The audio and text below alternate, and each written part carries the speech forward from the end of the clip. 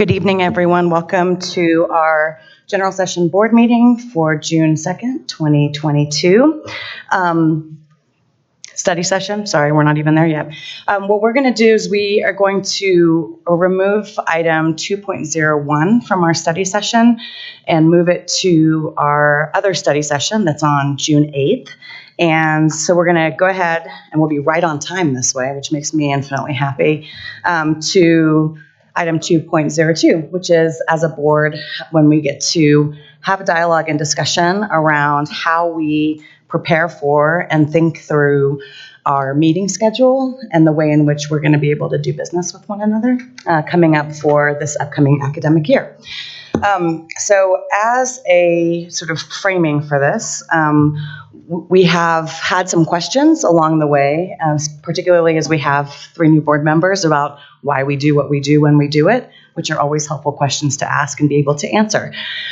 So what we're going to be doing today for the next little bit is going through and looking at a couple of different things. One is kind of contemplating a change to how we structure our study sessions to be able to help inform our regular session. So the structure that we have right now seems a little bit backwards to some folks. So there are two options that were included on board docs for us to think through. So hopefully you've had a chance to look at those.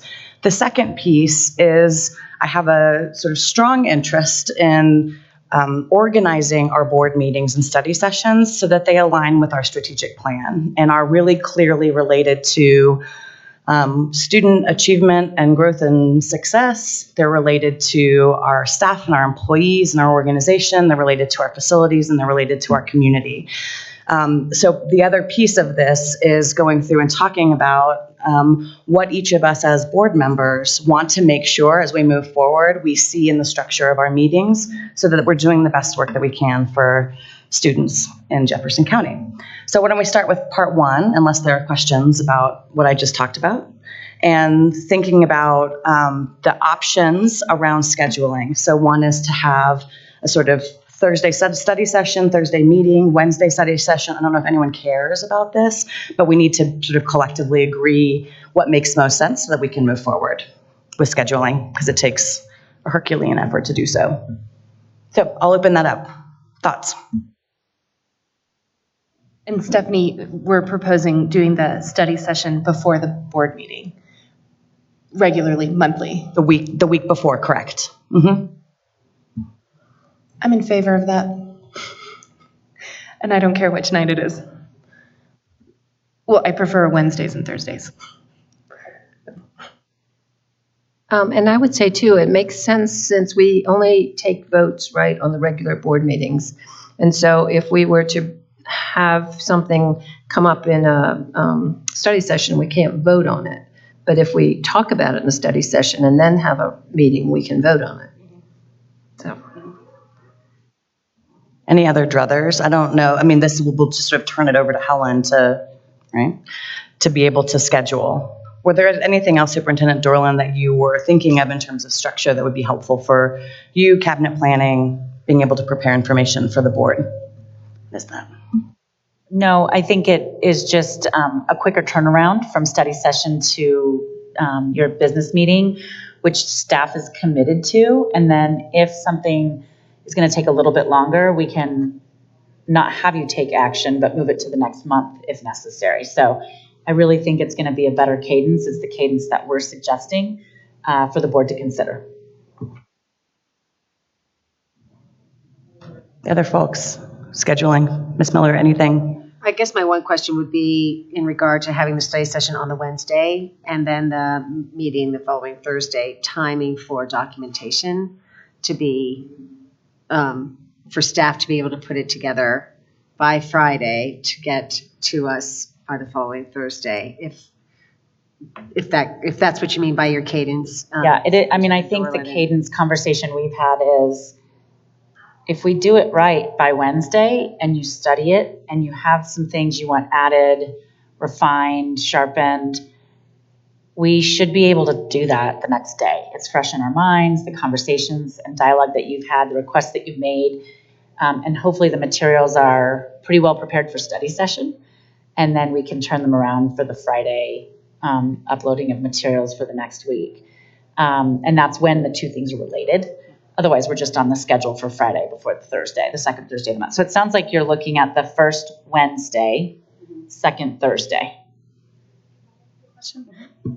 But when will the agenda for the board meeting be done? Prior to the study session? Well, yeah, and actually this is a really interesting conversation, especially given the policy governance conversation that we had prior to. We are also, in addition to getting the meeting scheduled, we are also working on an annual syllabus, is what I've been calling it, that describes what is coming each month. And the cabinet will be organizing to make sure that we've identified owners for those items, aligned to your policies, aligned to the strategic plan monitoring that you guys have an interest in. And so if we get that organized and we know what's coming, for the most part, we always know there'll be agenda changes or things that happen that the board wants to study that we might not have anticipated. But if we can have the bulk of what you're going to do next year outlined by month, then we can begin to get ready with materials sooner than what we've been doing. And so we think that will help as well. It's a good segue into the last piece of this that I would be interested in hearing from board members on. There have been times in which, given what comes up in a month or what's put on our agendas or how we direct that conversation, what I want to make sure happens is that the interest of board members to be able to guide the creation of those monthly agendas is how it's being developed. So there are some pieces that are consistently there that we can anticipate. And so what I'm asking from board members is, what are those things that either you have heard through conversations with community members, associations, students, whoever are cabinet members, that we want to make sure that we're anticipating moving forward. So one example would be summer programming and opportunities for summer programming.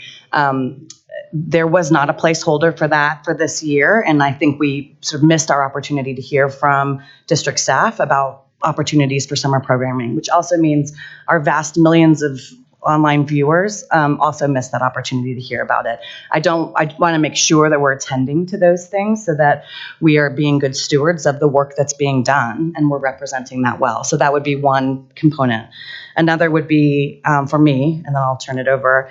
I do think we would benefit from hearing from DAC, their District Accountability Committee, more than just when it's the recommendation around the budget, so that we can have a more ongoing conversation with that group of individuals who are volunteers in our community who are doing a lot of work to help guide the decisions that we make as a board.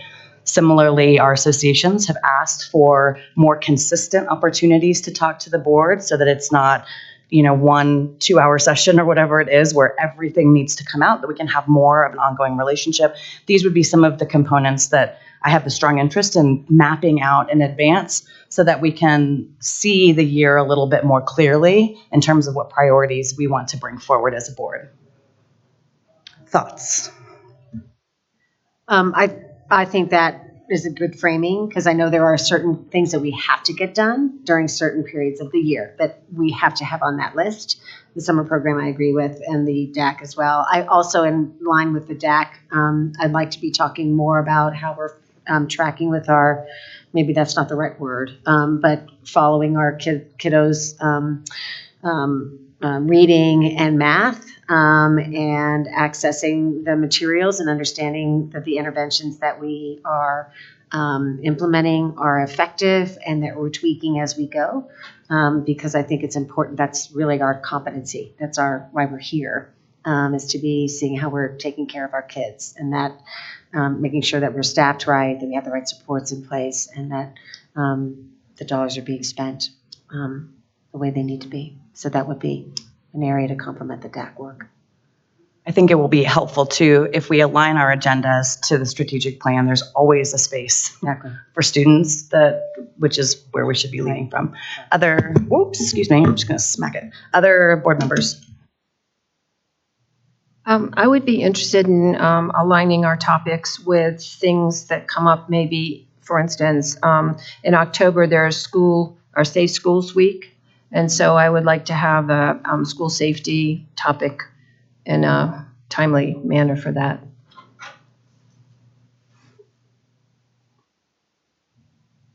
Anything else? This is not like the only opportunity, by the way. But it's a starting point for us to be able to work with Helen and other folks to be able to begin creating what we want to see, and then we can obviously fill in. Ms. Varda. So I know we weren't all there. In our policy governance training, we talked about having to review our ends and making sure that our topics that we bring to the board table are supporting the policies that are connected to those ends, especially around the things that are important to us, and really thinking about our agendas in terms of like what policies are we discussing in that address those ends. And so I kind of feel like if we do the work to look at the ends, it'll help this discussion. There's a lot of connections that we just made, I think, in the last meeting with the ends and policy and the monitoring plans. So I feel like if we can get that better articulated, it will really inform the question you're asking as well. Thank you. Yeah, Ms. Reed. Yeah, I was going to join in on especially the monitoring plans, because I feel like that's a piece that's really been falling through the cracks, and it hasn't been well defined, and yet it's so critically important. And so I think that needs to be scheduled, some piece of that should be scheduled into every single board meeting. And so that's something that I'm particularly interested in. We'll also be doing work, Ms. Reed and I, over the summer. Hopefully you didn't forget that you are co-chair of that committee, to be able to refine and think through and look at our policies as we move forward. So I think that these things working in tandem may be really helpful for everyone. Anything else that folks want to make sure is captured in terms of the next steps that we'll be going through to get our agenda set up for next year? And Superintendent Dorland, anything else you'd like to? Okay. All right. Maybe one thing. Did you want to talk about the times that are listed in the agenda? Did you talk about that? Did I miss it? We just talked about the days, but I think the times are consistent, right? There were some suggestions in the agenda based on previous conversations with some board members, in update meetings with me around the times for the board meetings. And I'm looking for it now. Mm-hmm. Regular business meetings to start at 4:00 possibly for any possible executive sessions or study sessions as needed, and dinner, and then 5:00 start for a regular business meeting. Currently it's 5 and 6. So there were some suggestions that were made, and we wanted to bring it to the board for consideration. And the option 2 is the current start time, which is 5 or 6. So it's either 4 and 5 or 5 and 6. And I don't know if 4:00 works for folks, just given work schedules and things like that. Yeah, thank you for bringing that up. I completely forgot about it. I'll turn that out to other folks. For earlier start time is fine with me, but yeah, that's just one person. I would make 4:00 work because this gets heinously late. Anyone object to that? Okay, we'll move forward with the earlier start times then. I think that's option 1.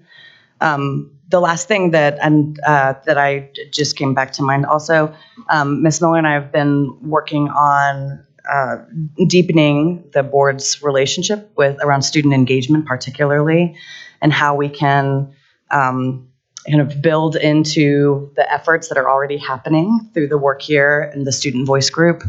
And so that is a group that we also will be kind of holding time for and holding space for in our agendas. At least we were envisioning 3 times a year to be able to engage with that group and have them help inform our work. And I had an opportunity to go and hang out with those students, and I cannot wait to have them be able to have conversations with all of us as board members. So, okay, anything else for right now? Nope. Okay, all right. Then we are going to be a little early. Does anyone object? No, I'm just kidding. Nobody will object to being early. I'm going to go ahead and, can I do it? I always look at Helen because she's my boss. Call this meeting to order. Roll call, please, Ms. Neal. Ms. Miller, Yes. Ms. Parker, Here? Ms. Reed, Here. Ms. Cooley, Here. Dr. Varda. Here. All right, and I'd like to begin by thanking our live simultaneous Spanish interpreters for joining us tonight. Details to participate are on our website, on board docs, and on tonight's agenda. We also are live streaming our meeting so that folks can enjoy all of this from the goodness of their home. I have a couple of things I just want to address before we begin our meeting. There are two June events that I'd like to just draw some attention to. The first being Juneteenth. June 19th is officially a U.S. federal holiday, and this year a state holiday in Colorado, commemorating the end of slavery in the United States.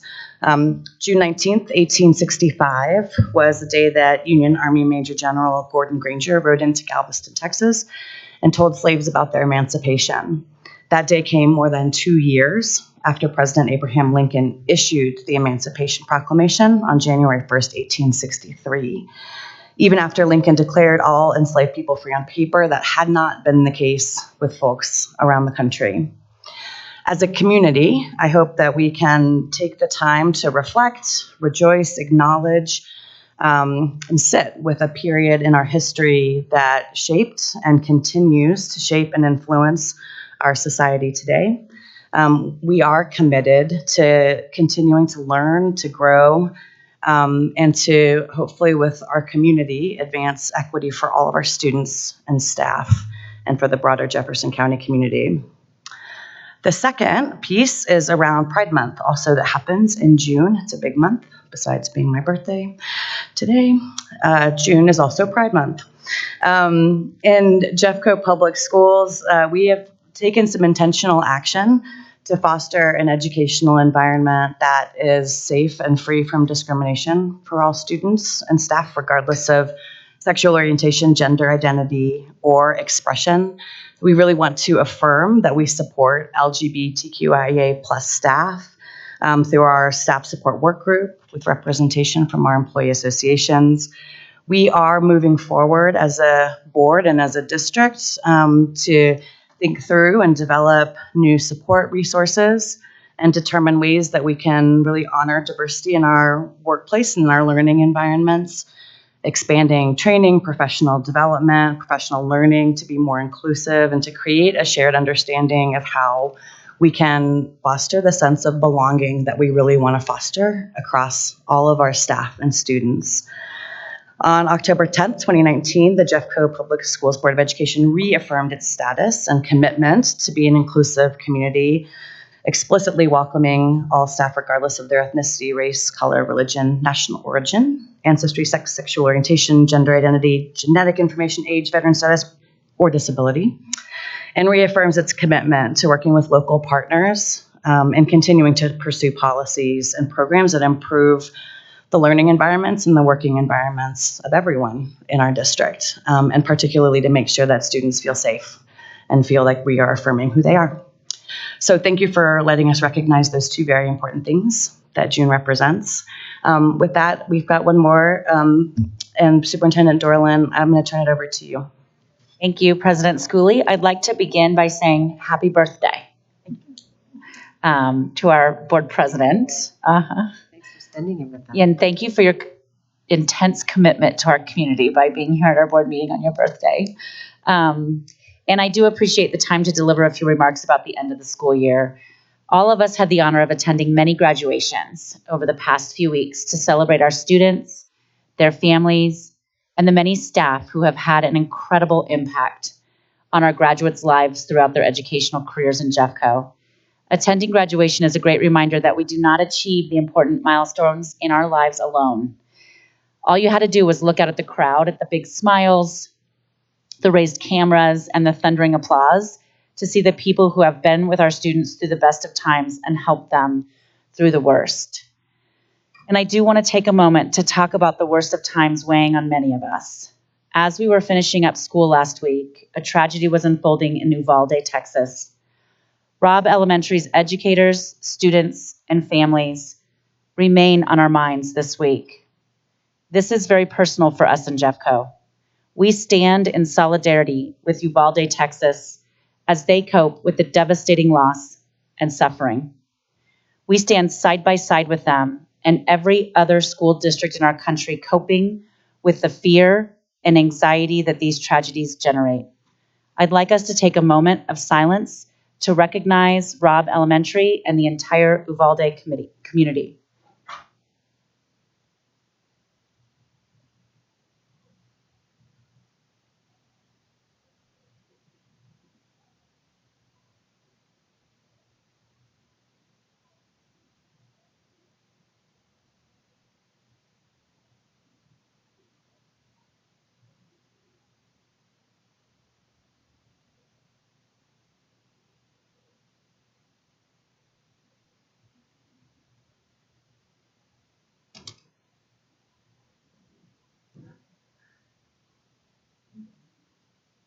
Thank you.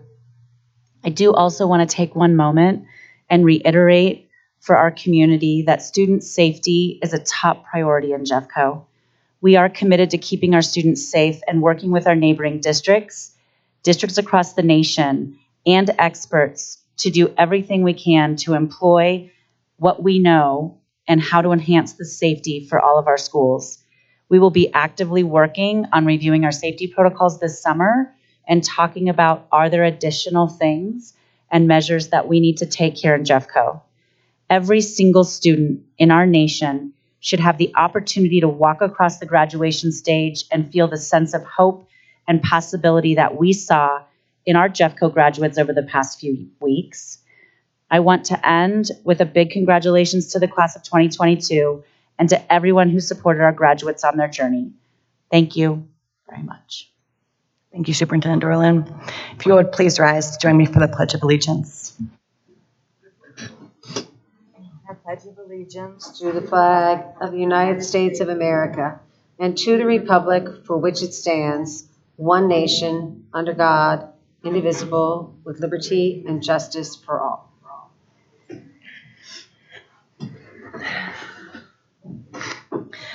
Is there a motion to approve tonight's meeting agenda? I move that the Board of Education approve the agenda for the regular business meeting of June 2nd, 2022, as revised with the removal of discussion agenda item 6.01, Alameda International Junior Senior High School demolition, portions of 1961 West Building.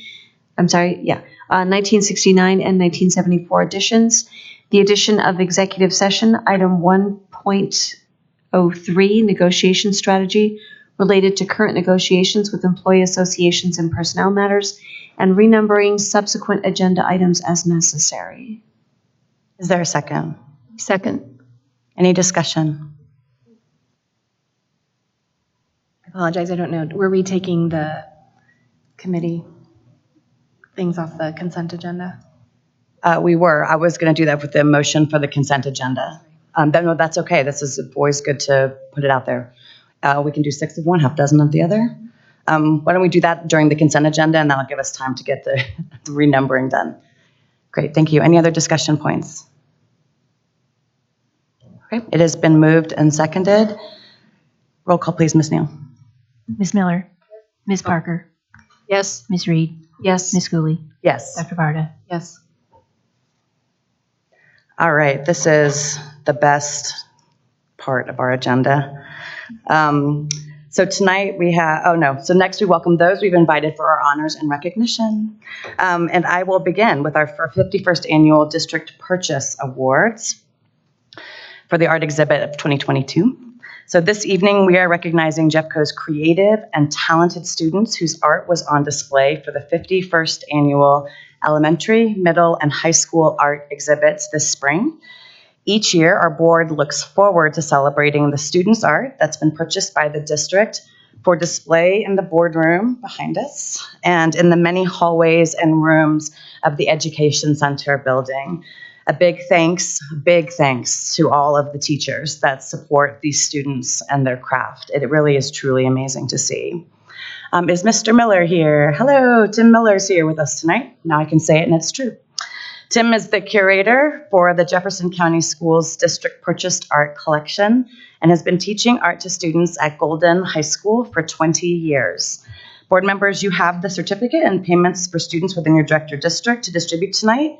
And Tim, I'm going to turn it over to you so that you can share more about this year's purchase awards. All right, thank you.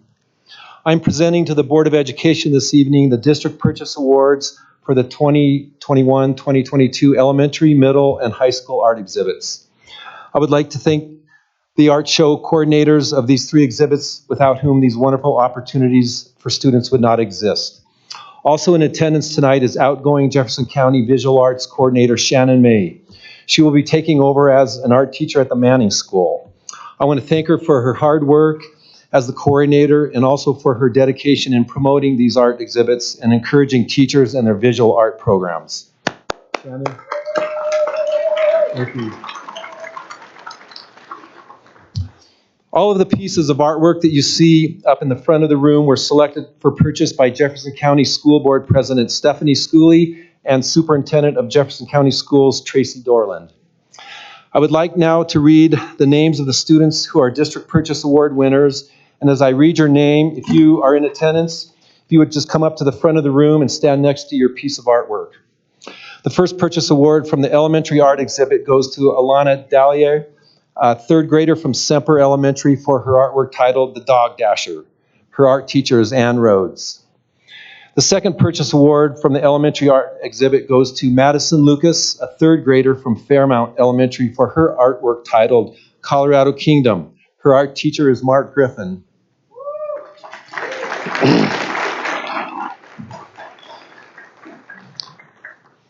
The first purchase award from the middle school art exhibit goes to Camille Hendler, an 8th grader from Bell Middle School, for her artwork titled Study of Emotions. Her art teacher is Marcy Retberg.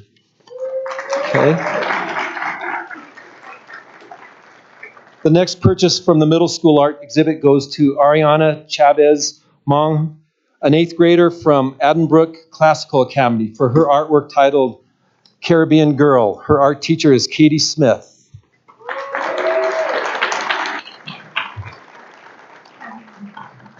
The next purchase award from the middle school art exhibit goes to Sean Thomas, an 8th grader from Dunston Middle School, for his artwork titled Chris. His art teacher is Mallory Kincaid. The first purchase award from the high school art exhibit goes to Amaya Angwin, an 11th grader from Warren Tech, for her artwork titled Good for Him. Her art teacher is Pete Kunis.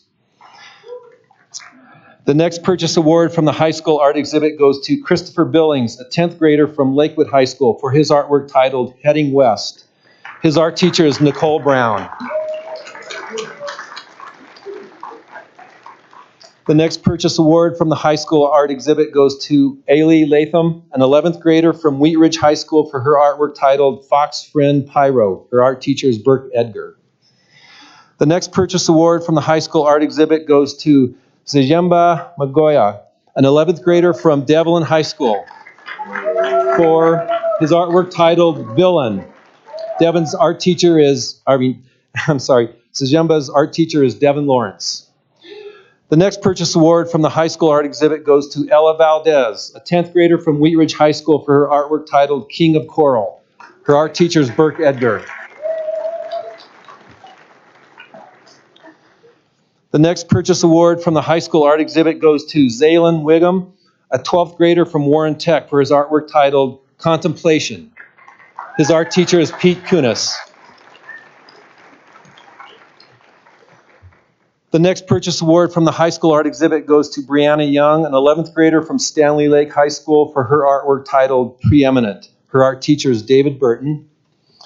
And the final purchase award from the high school art exhibit goes to Sophie Zadalis, a 10th grader from Devlin High School, for her artwork titled Devites. Her art teacher is Rachel Coganor. First of all, I would like to congratulate these creative and artistic students and their teachers for their outstanding achievement. So I want to thank them.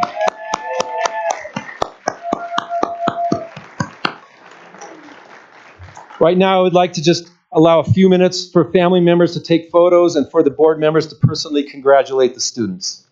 Okay.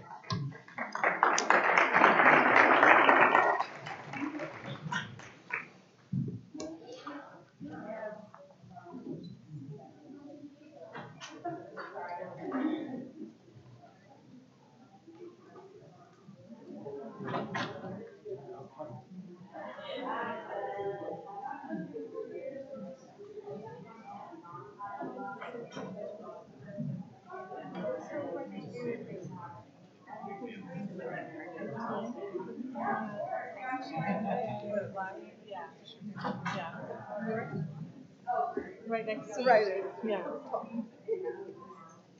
They sat next to each other at the Argata Center.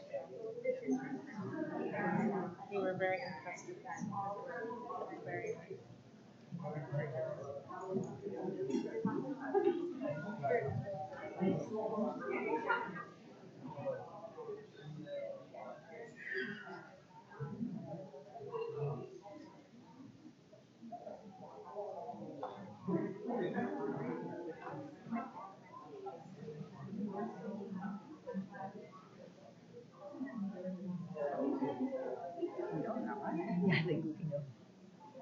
They actually said, you can lead up to that because this is very long. It has to be done, right? Yeah.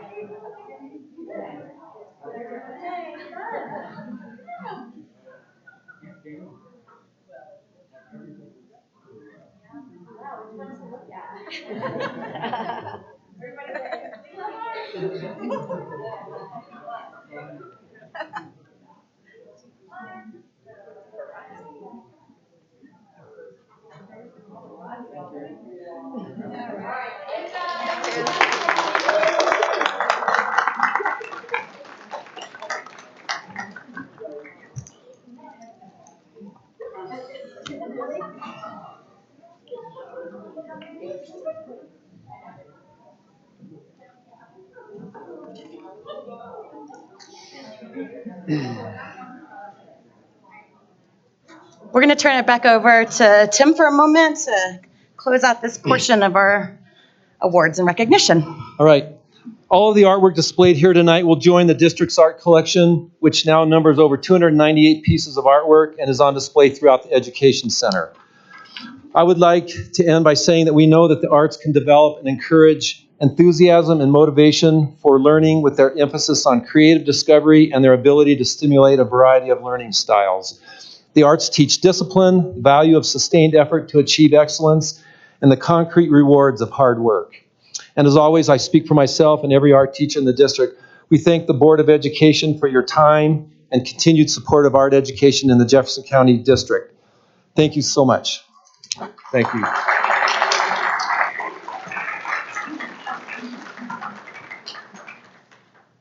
All right, our next award and recognition is for the Outdoor Lab Foundation.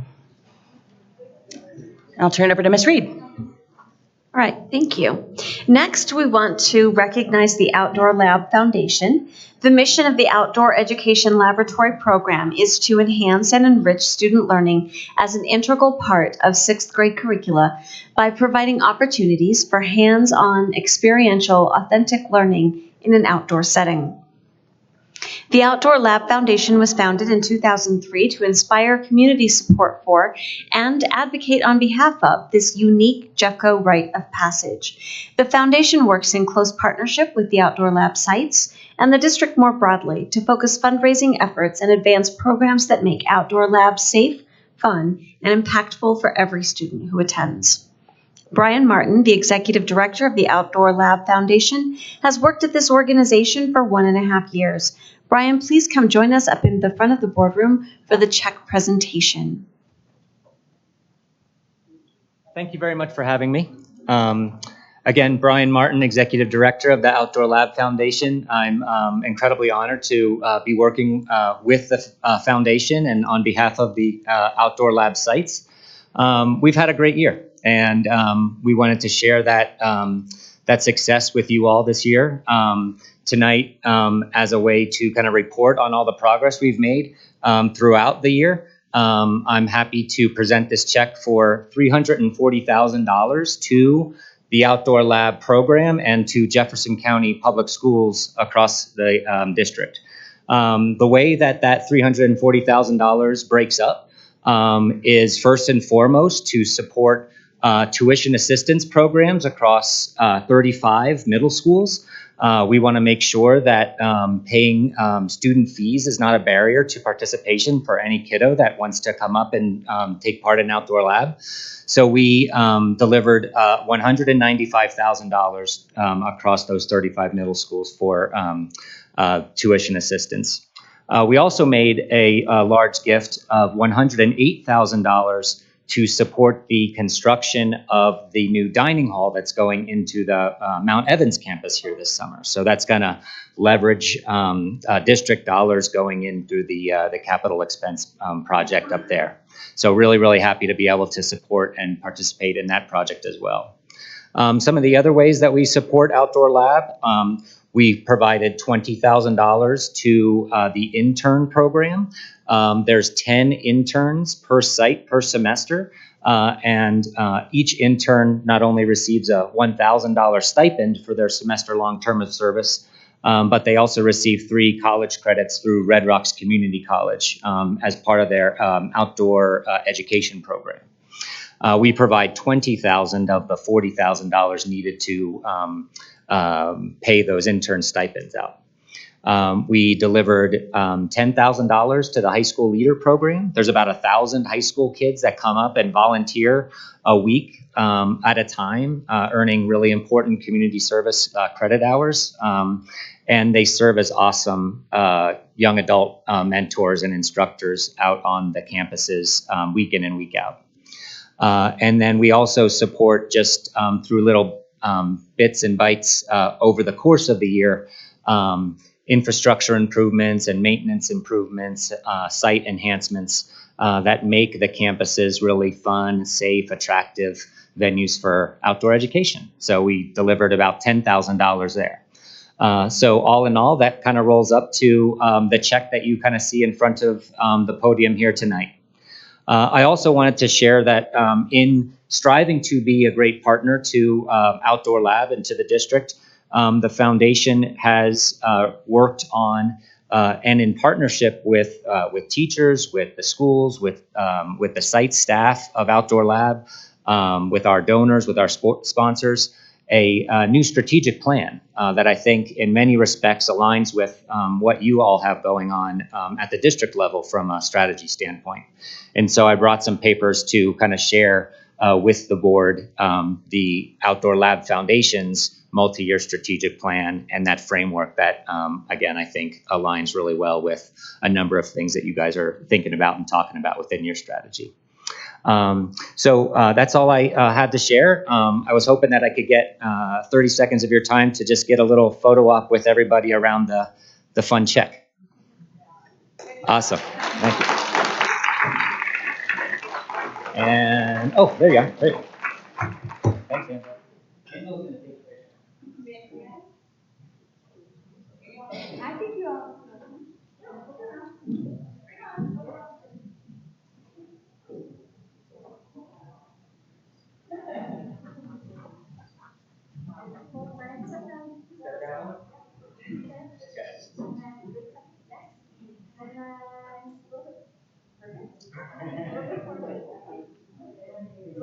Thanks, Angela.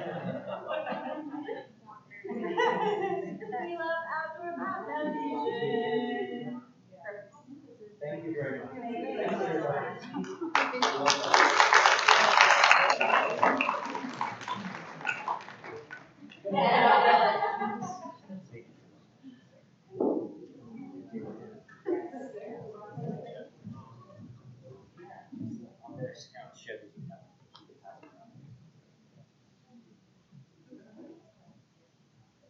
All right, for our final honor and recognition, I am very pleased to be able to speak about the Jeffco Schools Foundation. So if you all want to come forward, the Board of Education is pleased to recognize the work and accomplishments in the 21-22 school year by our amazing partners at the Jeffco Schools Foundation. The foundation is a nearly 40-year-long partner to Jeffco Public Schools.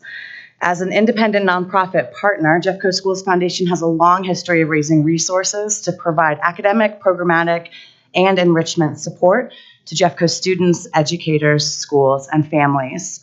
Executive Director Angela Baber and Jeffco Schools Foundation Executive Committee member and Treasurer Dana Ashley Ohm from the Housing Development Director of the City of Aurora Housing Authority join us this evening to share the highlights from a year full of unexpected and wonderful work. So thank you both for being here, and I'll turn it over to you.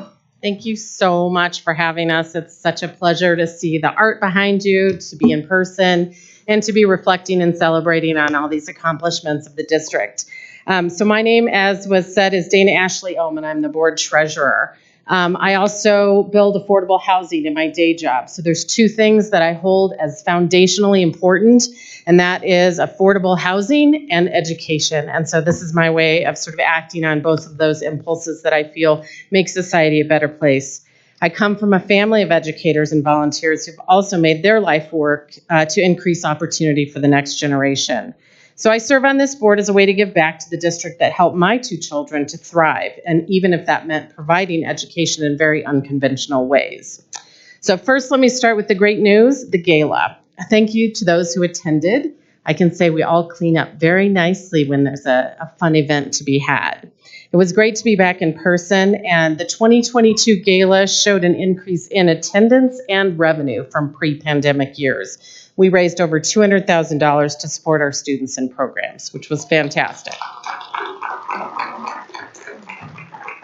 So we really rely on partnerships. Jeffco School Foundation, as mentioned by Stephanie, is a 40-year partner to Jeffco Public Schools. Because our district partners, school partners, and community partners, we're able to make a real difference in the lives of our students, ensuring that every student thrives. In 2022, the foundation developed a strategic plan with input from many community members and one-on-one conversations to determine what we needed to be doing. And this led to the adoption of our vision, our mission, and our values.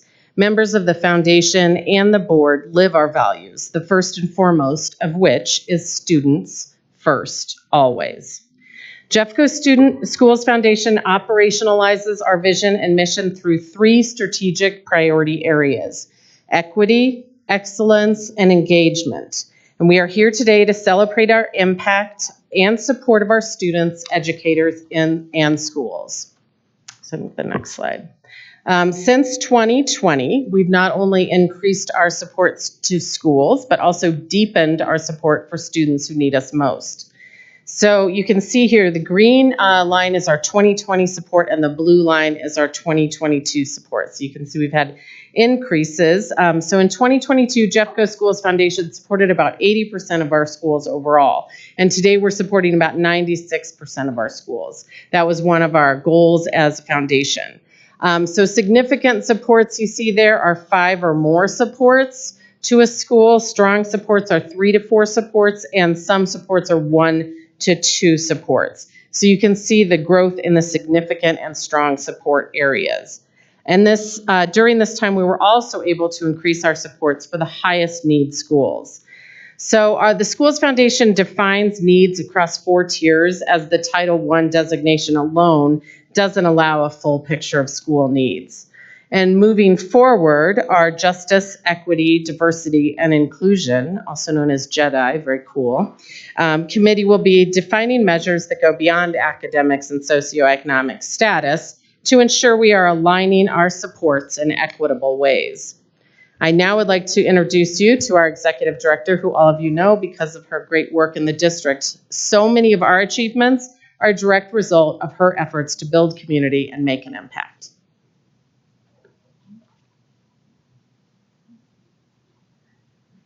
Thank you. And I really just want to say again and appreciate everyone who participated in the gala and in every other way. It was a phenomenal success. I hope you had fun.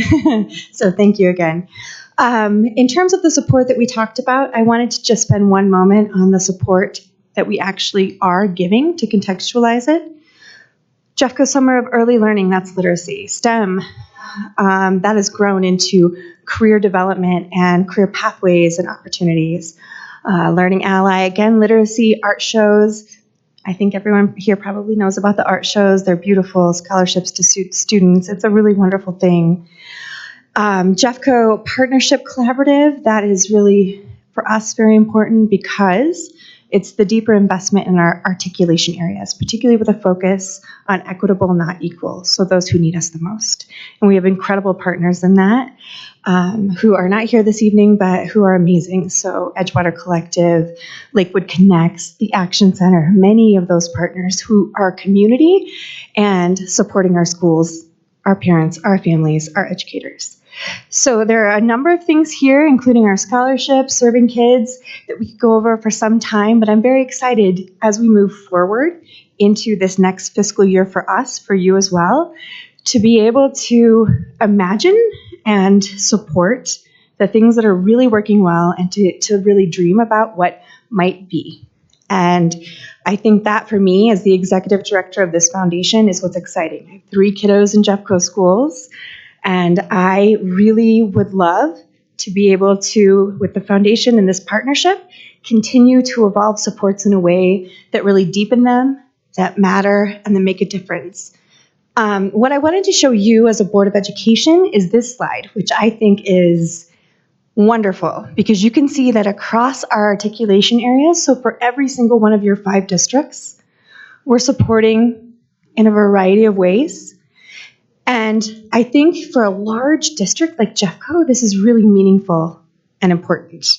And so these supports, again, come from our programs, and we can build those out as well. But in partnership, moving forward, celebrating what we've accomplished, I think we need to understand that there's a lot more we can do together, too. So with that, again, we're moving forward. I don't want to take too much more time, but I would like to take a moment and say, from the tragedy that just happened in Texas, I want to make this, without being disrespectful, a little bit more of a celebration because my SRO officer at my school and my experience with Arvada Police Department and understanding how well trained our protective services are at our schools and how trusted they are makes me feel really good about being a Jeffco parent. And so I think that's another part of a celebration in a time of tragedy. And what the head of our local enforcement said to me recently was, we train these school professionals as if they were on our workforce. But they're not. They know our kids. They know our schools. They can de-escalate things, but they're also prepared for those moments that are really hard. And we trust them. And I haven't heard that before from a district, and I haven't heard that before from a sheriff, and I just also wanted to celebrate that as well. So with that, thank you so much.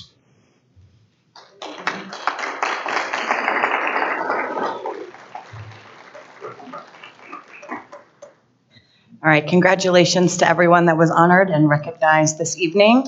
It's just a wonderful, heartwarming thing to be able to see young people, especially, and then the partners that we work with so closely to provide opportunities to our students. We appreciate it greatly. We're going to move on now to our public comment, part 1, which is for items that are related to items on the agenda. We have 2 sections of public comment. The next one will be around our budget proposal that's out there. I want to remind our in-person audience that if you find that you want to express agreement with any actions or comments of our speakers, that you do so non-verbally, so that as a Board of Education, we can really lean into and hear what our speakers are sharing with us. It's really important to all of us. So the first person that's listed is Elizabeth Armstrong. Ms. Armstrong, wonderful, welcome. And you may begin whenever you're ready. You're welcome. Hello again.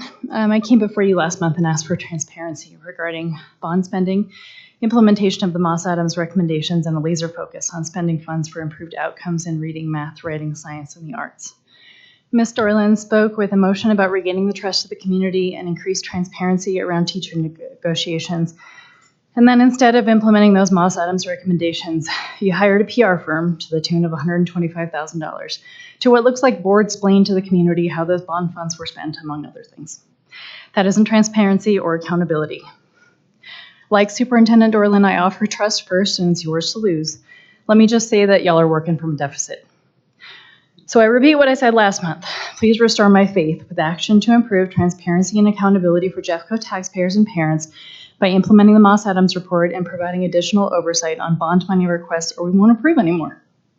I've heard rumblings from some board members about how taxpayers should forego our Tabor protections to provide additional revenue for schools. I did some back-of-the-napkin math, and it looks to me like our per-student funding has increased 36% since 2005, while enrollment has declined 20%. I assumed that I'd see a commensurate increase in test scores comparing MAP and CSAP scores from last year in 2005, and unfortunately, no. It's not even even if it's not apples to apples testing, it's not close.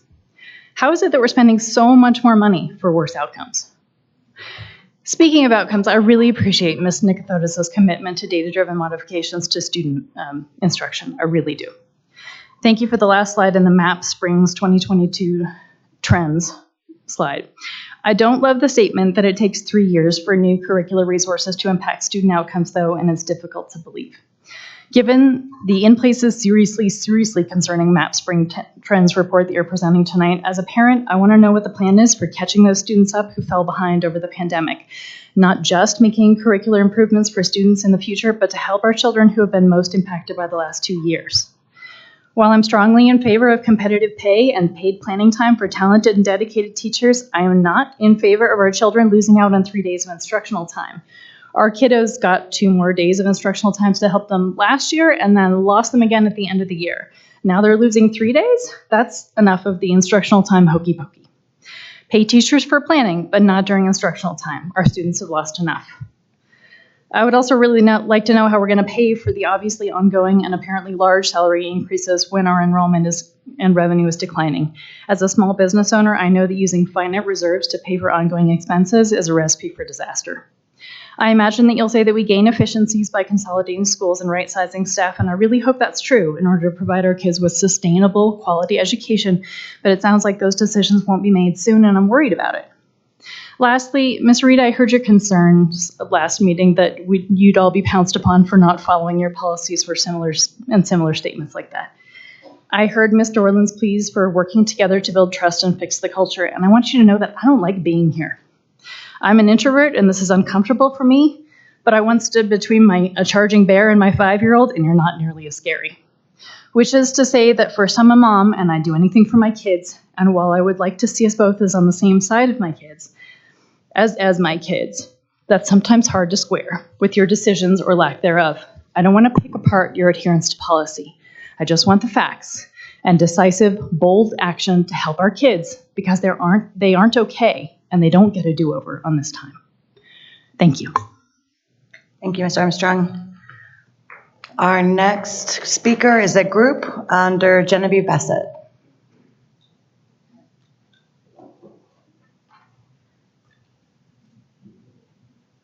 Welcome.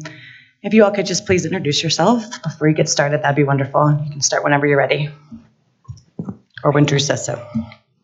Genevieve Bassett, social studies teacher, Alameda International, and political action team chair for JCEA. My name is Mirna Smith. I'm a learning specialist at Alameda International. Hi, my name is Monica Mendez, and I am the literacy interventionist at Mulholm Elementary. Hello, my name is Kendall Bolton. I'm a kindergarten teacher at Van Arsdale and the CEA board chair on the JCEA board. Hi, Rhiannon Wenning, social studies teacher at Jefferson Junior Senior High School and JCEA secretary.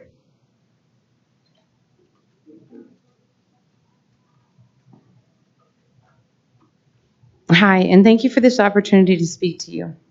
I have to say, I didn't think I was going to be speaking to you again this year. I thought we would have a contract ready to be ratified. I hoped at this meeting the board would be agreeing to the ratification of JCA's contract for the next school year.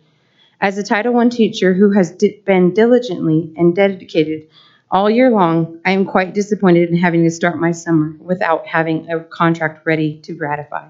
As I watched and listened to the last bargaining session, I was outraged and disappointed at the district's bargaining team stalling and repeatedly presenting the same salary schedule 3 times. Let me say that again. They presented the same salary schedule 3 times. That is not negotiating, but instead idle work. We would not accept the same assignment without any edits or changes over and over from our students. Why should we accept this kind of work from our district bargaining team? On behalf of all professional educators, I ask, where is their professionalism? As a Title I teacher, I have worked painstakingly day after day for my students. No matter how tired I am or how much work I have to do, both professionally and personally, I come to work prepared. I come to the school with lesson plans and materials ready to present and teach because that is what a professional does. We get the job done.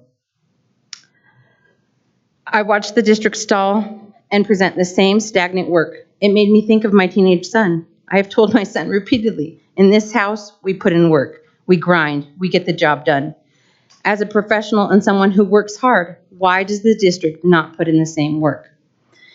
Help me understand how this unprepared work has become an acceptable norm for the district bargaining team. JCA has put in the work. JCA has come to the table ready and prepared.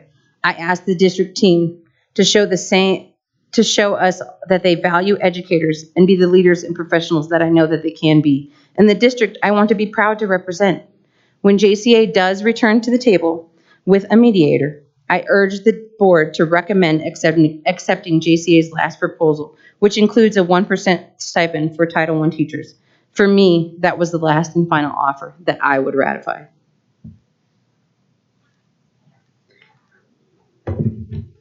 Hello, my name is Mirna Smith, and I'm a bilingual learning specialist at Alameda International. The following statement was co-written with my colleague, mentor, and friend, Xochitl de la Torre, a 25-year-old Title I school teacher veteran. We read Jeffco's mission and tried to think of what went into the creation of this language that was inclusive, innovative, and above all, full of hopeful opportunities for all Jeffco students. We thought about what went into the meeting process of making this proposed district-wide mission. We thought of what words were deliberated on, what words were discarded, but most importantly, we thought who was part of this meeting. What perspectives, lived experiences, and voices went into crafting this slogan? I'm now going to read to you the proposed Jeffco Thrives 2025 mission.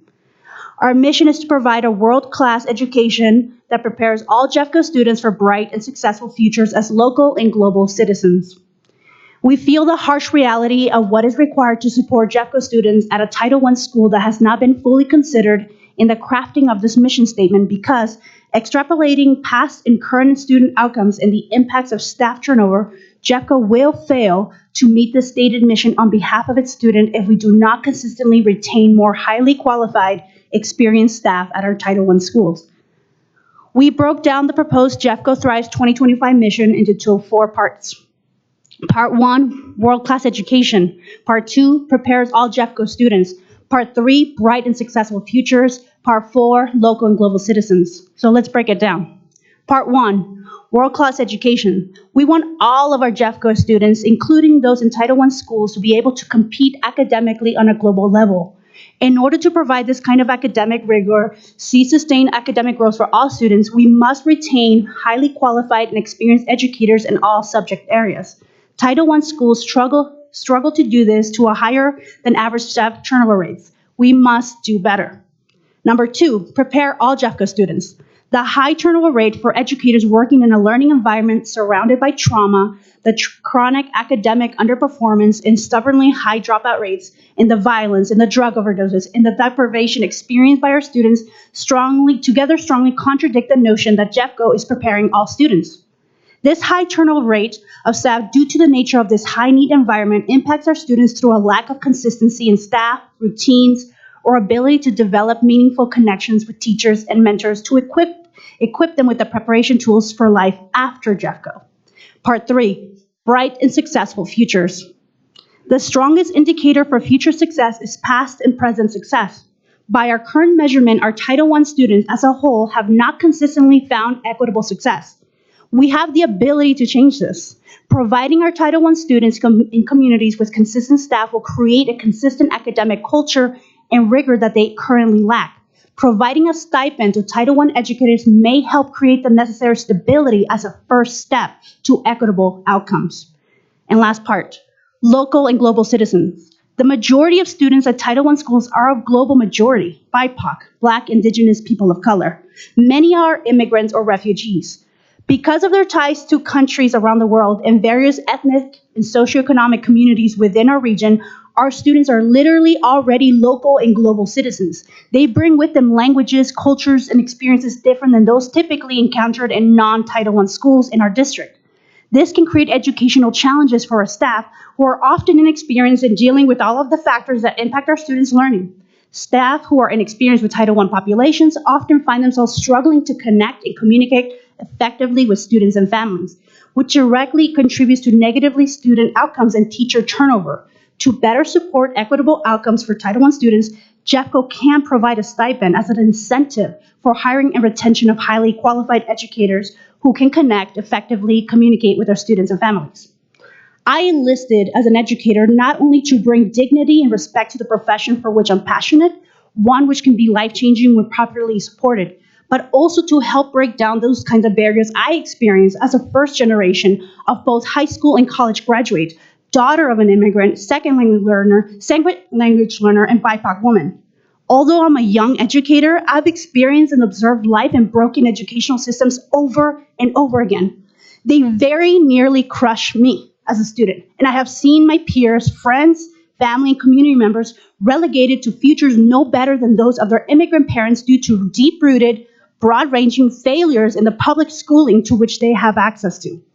The continual turnover of staff in our Title I schools, for example, significantly impacts our students' ability to learn. We trust you hear the growing chorus of pleas for equity for our marginalized and often overlooked communities within our local education systems. So we ask you, is Jeffco truly committed to providing a quality education for all children so that they can realistically expect a bright, successful future? If so, it starts right here.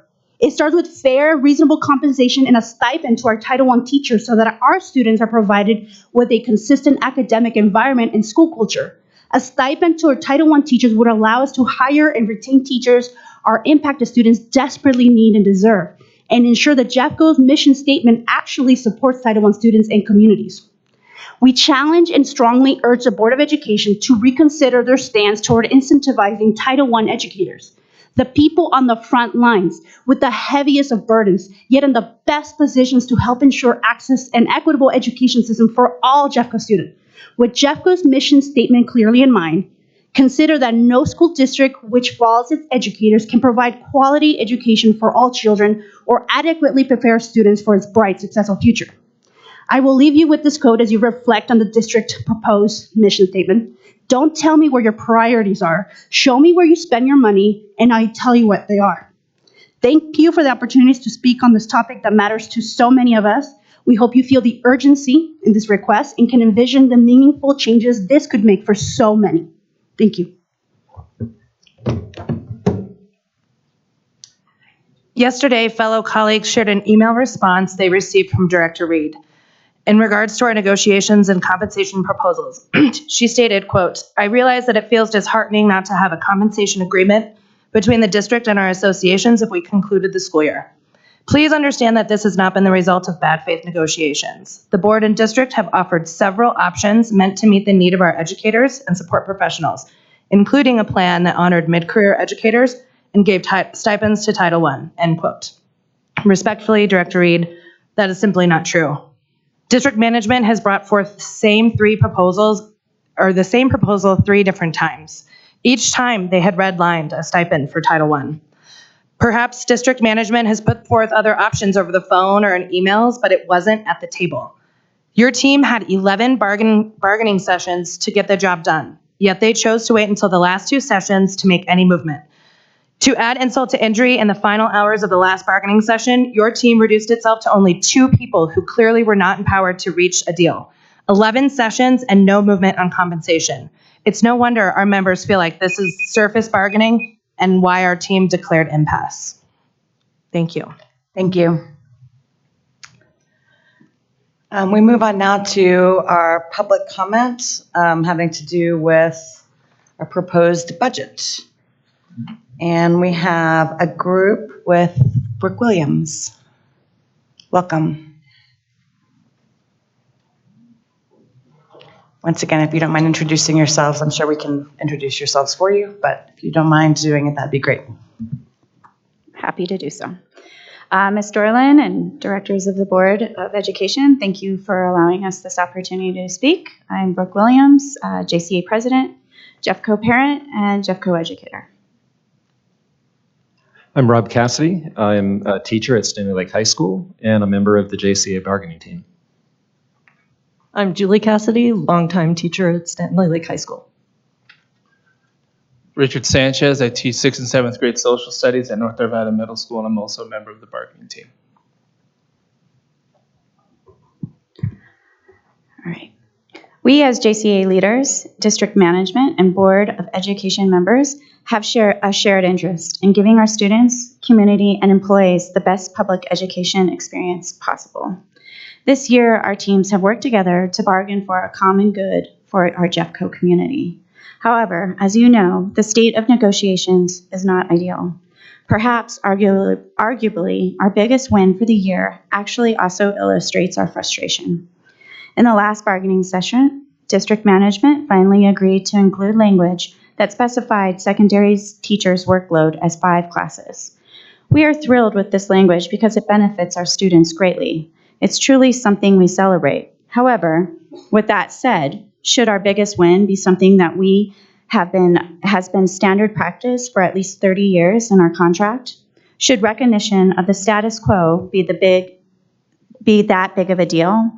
We are glad for it, but somehow that satisfaction seems hollow.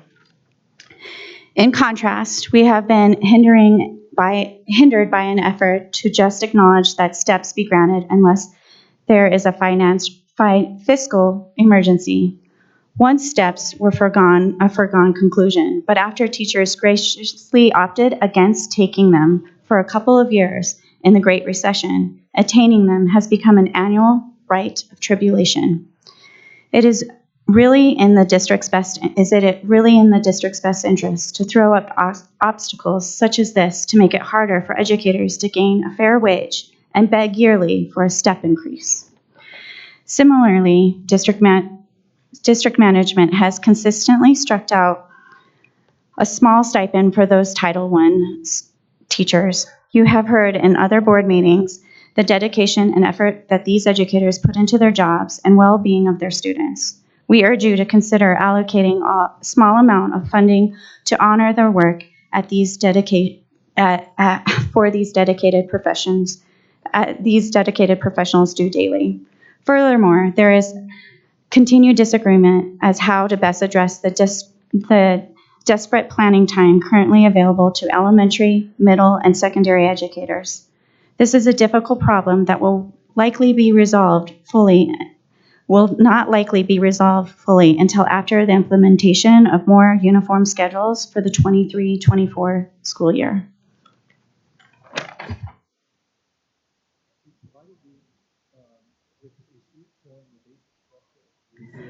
1 second. We're just going to get your microphone on so we can make sure we hear you. Thanks. Oh, sorry. We have provided each of you, with a sheet showing the basic structure of the JCA and district financial offers. JCA has given 4 different offers and changed multiple variables in trying to get a plan that is acceptable to district management. We have altered step increase. We've changed starting pay. We did everything we could to make a deal. The district basically gave the same offer 3 times. It refused to manipulate a single variable in the schedule framework. This is why we called for an impasse. We have heard that our offer is untenable over the long term. Curious, I did some analysis of the numbers. The current schedule has a step cost with a fringe, or with fringe-like benefits, of $12 million. JCA's proposed step cost is less than that. By multiplying the number of employees on each position in the FTE chart with the salary of those cells, then moving everyone a step and recalculating, I get a cost of $11.57 million with fringe. Granted, this does not factor in some lane movement due to a proposed lane 6 or changes while placing employees, but the cost of steps on our schedule is less than the current cost. So a 2.7% lane increase is not a significant cost difference from what we currently have. And the cost to place employees is actually less than that on the district proposal. Looking at a schedule with a 2.8% step increase, the cost to place employees is comparable to that of the district proposal, and the step cost with fringe goes to only $12.1 million. 3 times the district has proposed essentially the same schedule, with a step cost of $1.2 million less than JCA's, or $1.7 million less for a 2.8% step increase. A $2 million difference in a budget of more than $500 million is not enormous. The district management proposal gives employees who have yet to be hired into the district a 20.3% increase in pay, which helps them fill positions in a competitive market. We wholeheartedly support offering new teachers a living wage. The district also has agreed to fill in the middle of the schedule to help mid-career educators, which keeps them from fleeing to other districts. We thank them for this concession that these educators be fully compensated. What the district hasn't done, and we've repeatedly asked for without avail, was also meet the needs of late-term educators. The most veteran teachers were offered an increase of salary of only 2.3%, and that number remained unchanged despite our repeated calls for compromise. Perhaps the explanation for this lies in the comments of a previous district bargaining team member who said something to the effect of, the district doesn't really care about the pay of long-term educators since they're trapped. However, step increase percentage is only part of the story. The JCA proposal not only works to get starting salary competitive, but also to make the highest salary and career earnings more competitive with surrounding districts. There's been talk this spring about Jeffco's proposed strategic plan known as the Jeffco Thrives. What struck me most in the page relating to its employees was the absence of a statement saying that they're valued. JCA wants to see a schedule that values all educators, not just those who aren't hired yet and those who could slip to other districts. We have given multiple options trying to reach a schedule that address the desires of both parties and are frustrated and disappointed that the district will not meet us even part way. The last JCA proposal included a step movement. Many employees find this important because they see this as an indication that the district values them. Many teachers have told JCA that this last year was their most difficult in teaching. Maybe gaining a step provides a small measure of acknowledgement regarding the effort and love that went into educating our students. For 28 and a half years, I've taught in Jeffco as a proud JCA member. I've done more with less. At the bargaining team has fought for scraps each and every year. With all the money coming in from the state this year, I thought things would finally be different. Unfortunately, the district management narrative has switched from, there just isn't much money, these are difficult times, to, there are storm clouds on the horizon, there might be problems in 5 years. The message is the same. We don't value teachers enough today to prioritize paying them today. I am now retired from teaching, and I'm not alone in leaving Jeffco. More than a dozen educators are leaving my school as of last week. Some like me are retiring, some are switching to other districts, but a large number are simply getting out of a profession that doesn't value them. This brings up the actual cost of steps, which must include turnover. At previous board meetings, we've shown that the actual cost of steps are about half the stated cost because of turnover. So the $1.2 million difference between the cost of a new step on the JCA offer and that of the district is actually more like $0.6 million. Also, it's a sad reality that enrollment's dropping in Jeffco, but so are teacher numbers. My position, for example, is not being replaced. I wanted to take a moment to thank those at the central office that subbed in our building this year. It was much appreciated. What I question is the financial wisdom of all the recent executive hires despite the district's declining enrollment. Just as the teachers' number declined naturally with lower student numbers, executive numbers should as well. Although we are no longer competitive with many Denver area districts regarding salary, we can brag that we have the largest reserves of any district in the state, and it's not even close. We have a larger reserve than the national budget of a dozen different countries. The district could pay the cost of a step minus the turnover savings, roughly $6 million, on the JCA schedule for 25 years just from the current unassigned reserves. This pile of cash has also come at the unfortunate cost of widespread mistrust. Educators simply don't believe what those in central administration tell them. The district management year after year says there's no money, and year after year eventually agrees to pay less than teachers are worth, and then somehow manages year after year to put a huge surplus into reserves, year after year. You and the board can change this and begin to rekindle that lost trust. Ultimate costs of proposals must include turnover. They must take into account more than just average percentages, such as the actual increases for all employees. And they should focus on today's needs rather than on future hypotheticals. We ask that you accept the JCA financial and language proposals as they are best for the educators and the children within the district. To end, we would like to acknowledge some of the successes that district management and JCA have achieved during our time at the bargaining table. Due to a dedicated team from Warren Tech, as well as the collaboration of David Bell, we have been able to arrive at modifications to the salary schedule that meets the needs of CTE educators. We thank you for being supportive of those efforts, as these dedicated teachers provide a much needed service to our students and communities, and we are excited that these changes have been agreed upon. Regarding Article 7, we are glad for the changes made to evaluations and that there will be an increased focus on norming the process. We feel that effective evaluations are invaluable as a means towards becoming a better teacher. We are similarly glad that language has been solidified to specify a process for Article 14 reduction in force. Hopefully, we will never need to utilize this article, but if needed, it is reassuring to know that a defined process has been agreed to. In Article 11, we are glad that steps are being taken to give educators the ability to remove documents more easily, as is currently the case for students. Many educators have spent hours trying to transfer and download these documents, and efforts to streamline the process are appreciated. Finally, we are thankful for the changes in Article 26, Special Education. The agreement to award 3 days of extra pay and language around administrators supporting protection of the time for educators to complete legally required tasks during contract hours will be of enormous benefit for special education educators. It is important to recognize and celebrate these successes because it shows that both sides are willing and can work collaboratively. There is still work that needs to be done, though, and we look forward to coming back to the bargaining table with a mediator later this summer to ensure that district management and JCEA produce contract language that ensures that all students and educators in Jeffco can thrive. Thank you for your time. Okay, thank you. Board members, are you all okay moving forward? Yep. Okay, great. So we're going to now hear from Deputy Superintendent.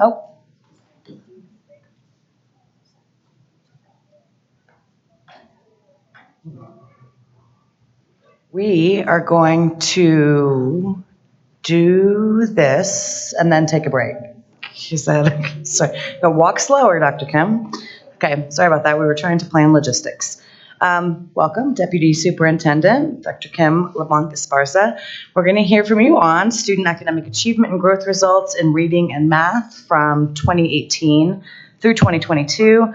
The results of spring 2022 MAP assessments are available for review and will be compared to prior year's performance.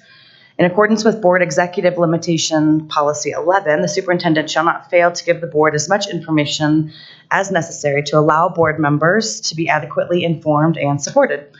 Board Ends Policy 2 states every school and the district will ensure that every student has the opportunity to work toward being connected to career, college, and/or life aspirations, with the expectation that every student will demonstrate a year or more of growth on their way to mastery of Colorado academic standards. We have allocated about 20 minutes for this presentation and our dialogue. Superintendent Dorland, is there anything you'd like to add before we turn it over to Dr. Kim? No, I'm excited for us to jump in and have the board see the data and be able to discuss it with us. Great. Dr. Kim, I will turn it over to you. Thank you, President Schooley. Thank you, board members and Superintendent Dorland.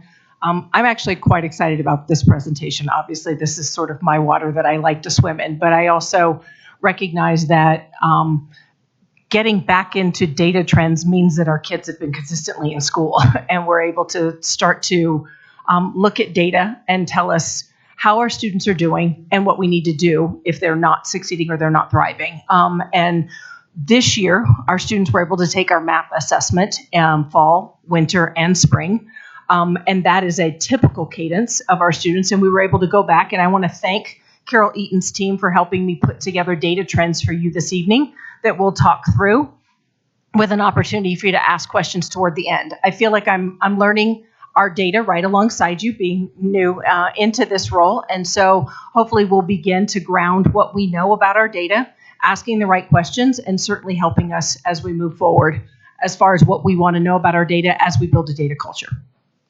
So what Dr. Eaton's team put together for all of you is a look back at 2018, 2019. You'll notice that there is a missing year in there, 2020.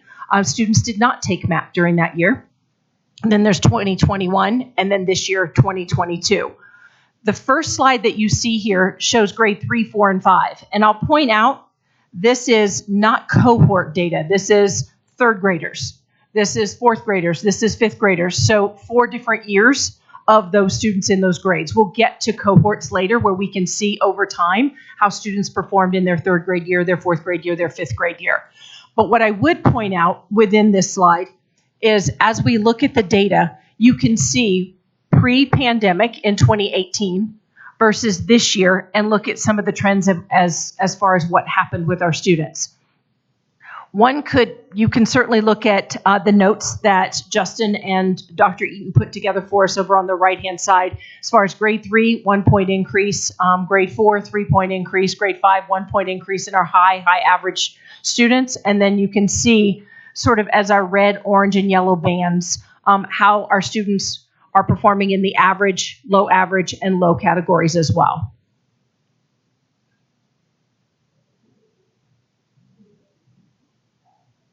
Then from there, this is grades 6, 7, and 8.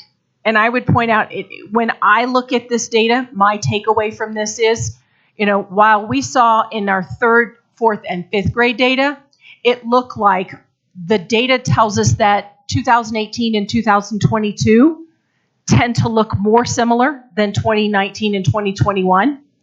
In our 6th, 7th, and 8th grade data, it doesn't look that way.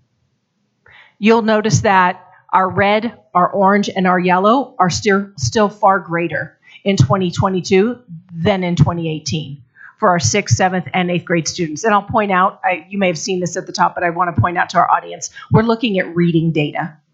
We'll get to math in a moment. But what jumps out at me is that we've got a significant number of our students that are still in the average, low average, and average performance bands on MAP in reading at the middle school level. As someone who works with our academic leadership team, this is a place where we really have to dig in and ask ourselves, what are we going to do to address the needs of these students, specifically when they come back in the fall, to start to address the impact of the last 2 years.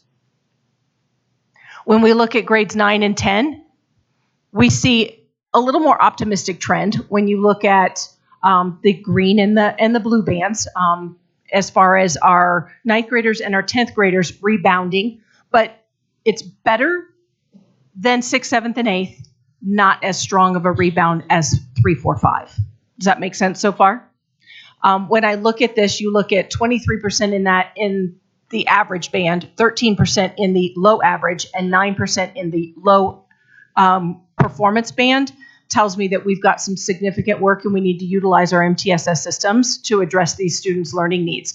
Now, what I'll also point out is in math, you'll see a little different trend. Step back for just a moment.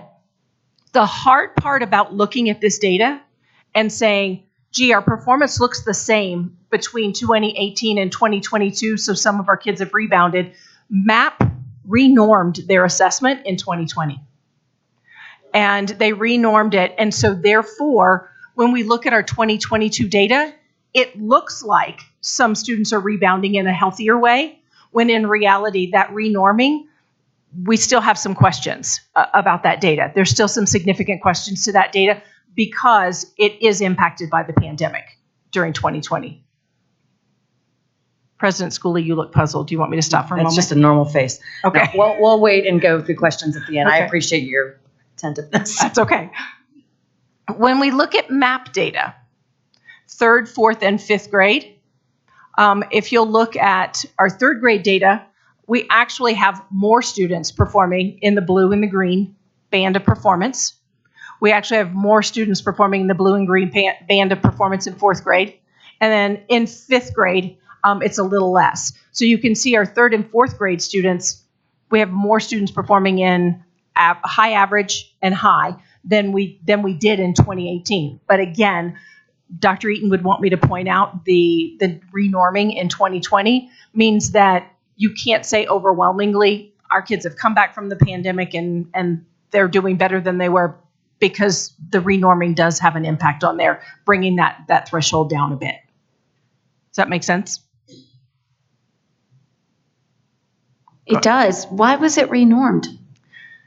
Typically, it's renormed about every 5 years anyway. That's just part of the practice. I think the impact, my understanding from my discussions with the team at NWEA, is that the impact of the pandemic, everyone being impacted, if we held up our students' performance in 2021 and 2022 to norms that came out in 2015 that were not impacted by the pandemic, that overwhelmingly the numbers would be, according to them, artificially depressed. I don't know that I necessarily agree with that. Does that make sense? Yes, I don't agree with that either. Okay. In 6th grade, 7th grade, and 8th grade, again, the same impact or the same trend. We're not seeing as great of a rebound. We're not seeing as great as in grades 3, 4, 5. If you look at the data, you can clearly see that we don't have nearly as many students performing in the high average or the high category as we did pre-pandemic. Now, I'll also temper that with, as we talked through Jeffco Thrives 2025, as you all talked about your vision, mission, and values and aspirations for the school district, there had been some stagnation. There had been some decline in student performance prior to the pandemic. And so as we're looking at this data, even getting back up to 2018 score thresholds, that should be a springboard point. That should be a point that we jump off at that point and say, how are we going to get kids to higher levels of performance? As we sort of level set, as Tracy talks about, and we look at where our kids are performing now in 2022, we've got some significant work to do in terms of where are our students, what do we want them to know and be able to do, and what are we going to do about it when they don't learn it? So I'll look at 9th and 10th grade. This data is really challenging. And the reason why it's challenging, you'll see the note down at the bottom. Only students enrolled in Algebra 1, Geometry, or an equivalent course are required to take math at the high school level. So our highest performing math students are not in this data. So of the students that are in Algebra 1, Geometry, and equivalent courses, you can see as far as high, average, and high, you've got 49% of students performing at that level, 51% of students performing below that in 9th grade. When you look at our 10th grade numbers, you've got 43% performing at the high average, high average and high category. So ultimately, we've still got a significant number of students when we compare it against 2018 that we need to help get across that threshold as far as the levels of performance that we would expect of them in order to be able to go out into the world post K-12 and be able to make the choices that they want to make. Finally, I anticipated that you would want to know because most of the national trend data tells us that the kids who are most impacted by pandemic loss of learning and loss of learning time were students that were in our Title I schools across the country. We see some of the same data.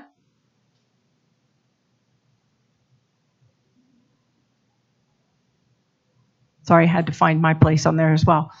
We see some of that same data. If you look at our Title I elementary schools, we've got 25% of our students that are performing at the high average and average. Now, that said, that performance mirrors our performance in 2018. That doesn't make our job any less urgent, but it does point out that when we look at our title students are struggling, and we do need to really dig into what can we do to help move that dial.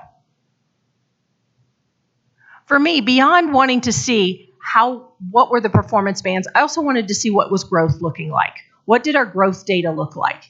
And, sorry, I'm jumping ahead of myself. Here's the other spring map math data. And you can see our 2018 performance in our title schools versus our non-title schools in 3rd through 5th grade, as well as 6th through 8th. Director Miller, I know you had submitted a question with regard to can we look at it grade by grade, and I have put that together. I'll put it in your Friday update. I'll make sure that you have that as well.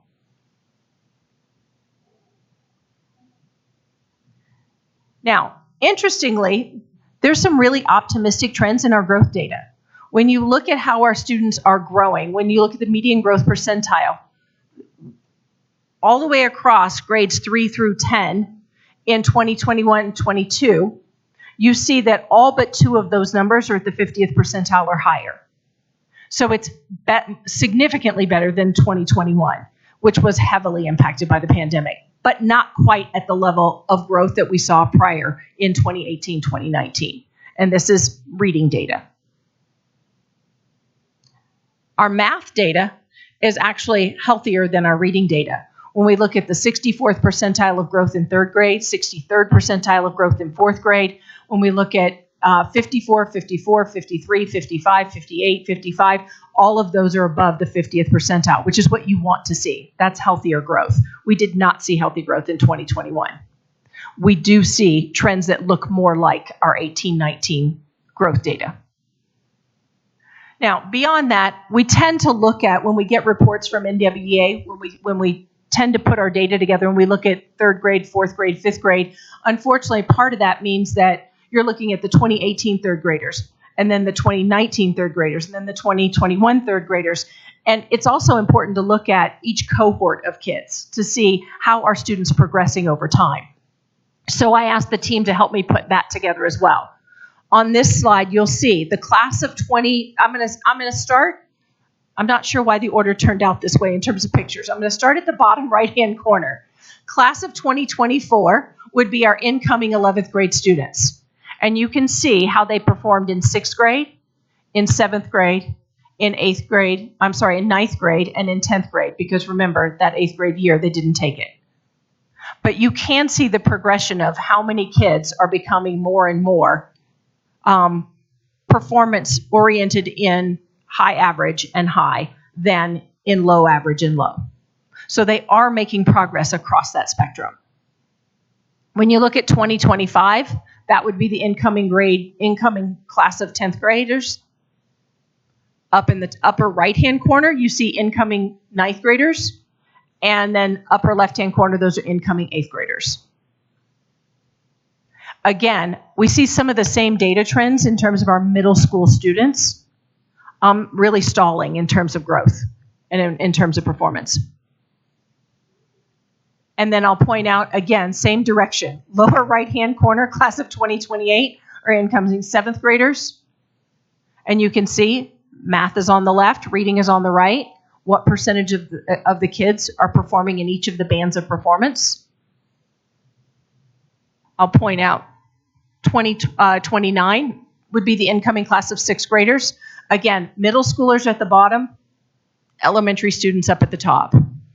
And you can see the difference in the performance band. Specifically, what jumps out at me is class of 2028.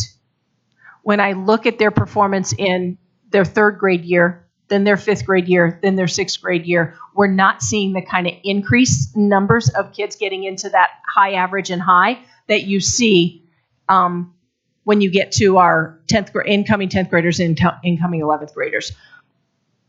My takeaway from that is that when we're looking at tutoring, when we're looking at tier 2 and tier 3 interventions, and we're looking at using ESSER resources, this is the place where we really need to dial in and make sure that we're adding resource and adding value to those students' experiences so that we can help them get to that grade level performance that they need in order to successfully navigate their high school experience and graduate on time.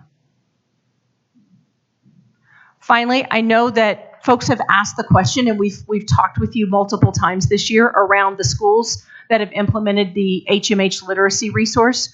While they only had a year in that process, we went ahead and set up a graph that will help us to chart this through next year and really look at how are our schools that started out with HMH performing. And full disclosure, what I will say to you is when they initially chose to use HMH last year and began to pilot it, at that time, the team did not put thresholds in place, did not put systems and structures in place to monitor that to see whether or not it was going to be effective. Those systems are in place.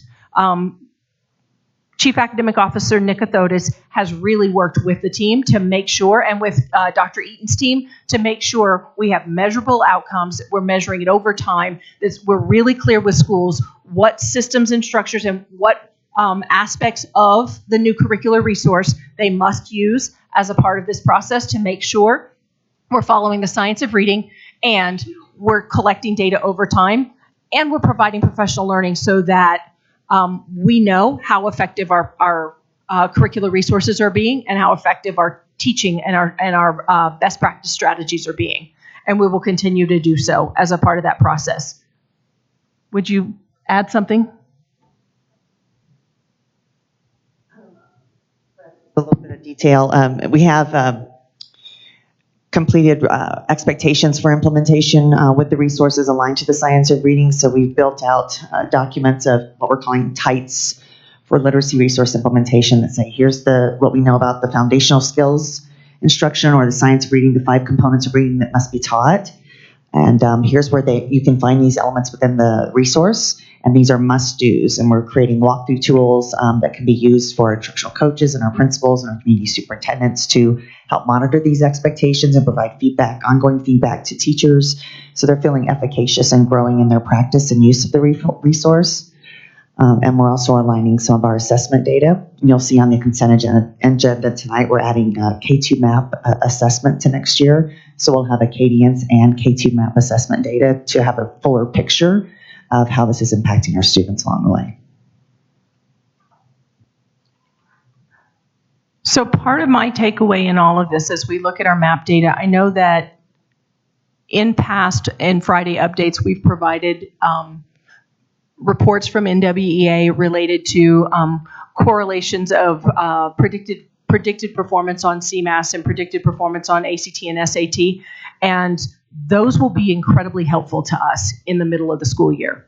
Those will be incredibly helpful because they're designed specifically to tell us how are kids doing now, how do we know, what do they need to work on before they take our state assessment or before they take their SATs. And right now, with students in the summer already off on summer vacation and having already taken the CMAS, at this point, asking what prediction of how our students will perform doesn't necessarily inform teacher practice, right, because of timing. It will help next year, but at this point in time in the year, it's not anything we could do anything with. So I didn't put that into this. However, we will continue to provide it to you as a part of Friday updates because it is data that is really helpful in the middle of the year as we look at what do we need to do next and what do we need to do differently to ensure kids can perform at the level we need them to when they do take our state assessments.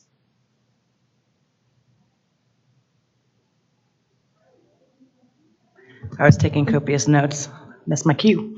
Thank you, Dr. Kim. So board members, this is our opportunity to ask questions, clarification, comments, wherever we would like to begin. Is there a board member who would like to kick us off? And before we do that, Superintendent Dorland, did you have anything you'd like to add? Great, so I didn't miss it. Yep, Ms. Parker. Besides seeing the trends, do we ever set goals for the percentage that we want to see growth? And do we have measurements against those goals? I think it goes back to some of the discussions that we had earlier this evening in terms of the board's ends, in terms of what are we looking for in terms of outcomes for our students. Each school absolutely sets goals. There are school improvement plans. We certainly have unified improvement plans that we put together. We look at our data and we do set goals and we do set benchmarks in terms of growth and all of that. And we have to update that to the state every single year annually. Dr. Eaton does work with our DAC group to set goals based on our data, run it past them, get their input, certainly work with us as ALT to look at our data trends and determine what is an appropriate goal, what is an appropriate amount of growth, what are we going to do to get there, and then that's all part of the Unified Improvement Planning process that CDE has established for all school districts in the state. So do we have a district-wide goal for next year?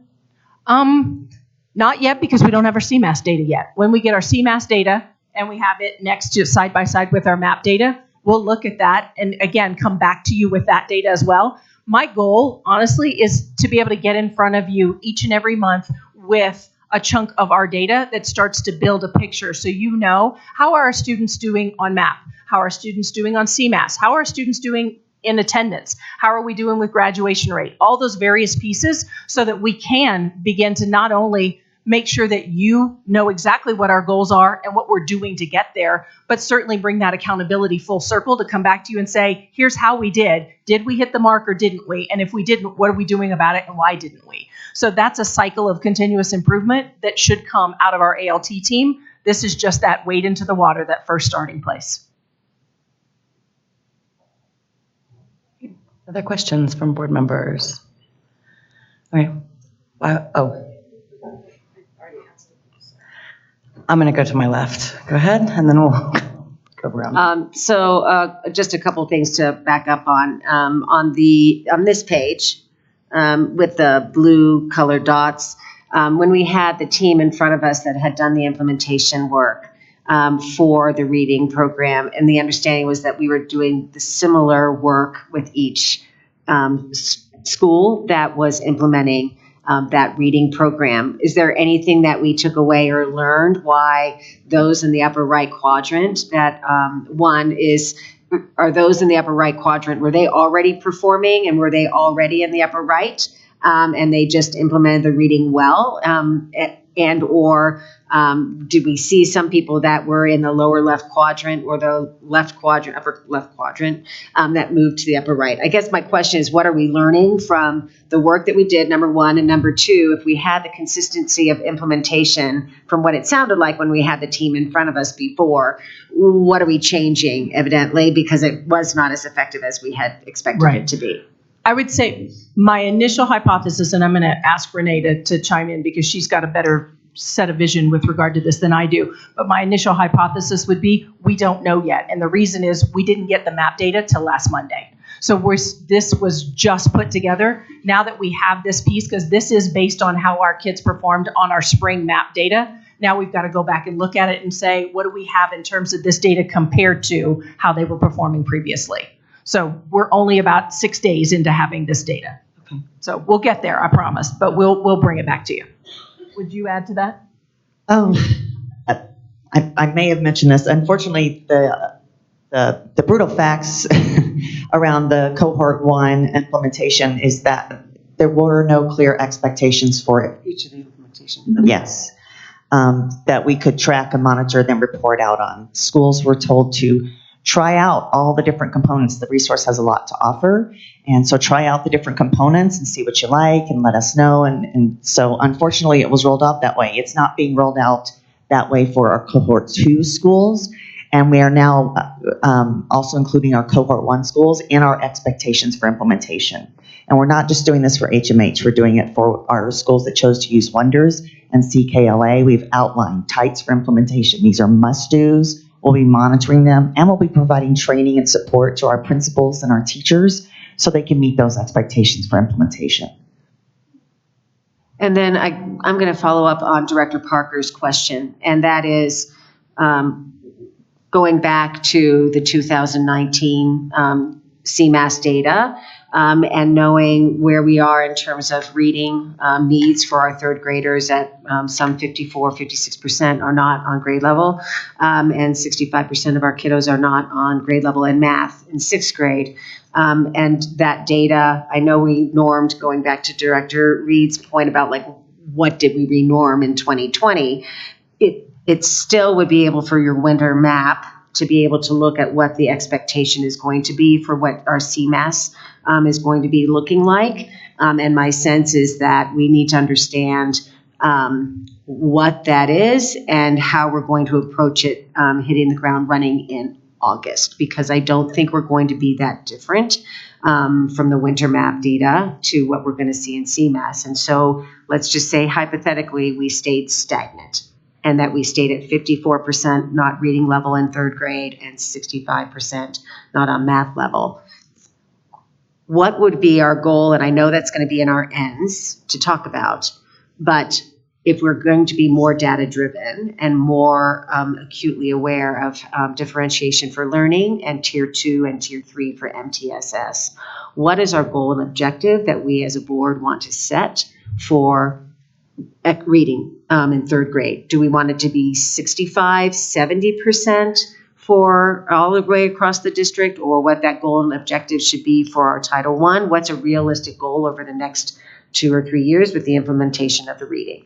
And then the second goal would be math. Okay, if we're at 65% non-performance or non-proficiency in sixth grade and we're implementing our math program, what do we as a board and the expectation with you as a team say, okay, in 3 years, our sixth graders are going to now have a 80% proficiency level? Because to me, that's our work and the direction of how we direct our dollars. And we have not held ourselves accountable for that for 15 years. And so we have the opportunity, I think this group of people sitting here at the dais are very anxious to make sure we're feeding our kids and that they are having every opportunity. And we need to be able to set that in stone or in the sand or whatever the analogy is.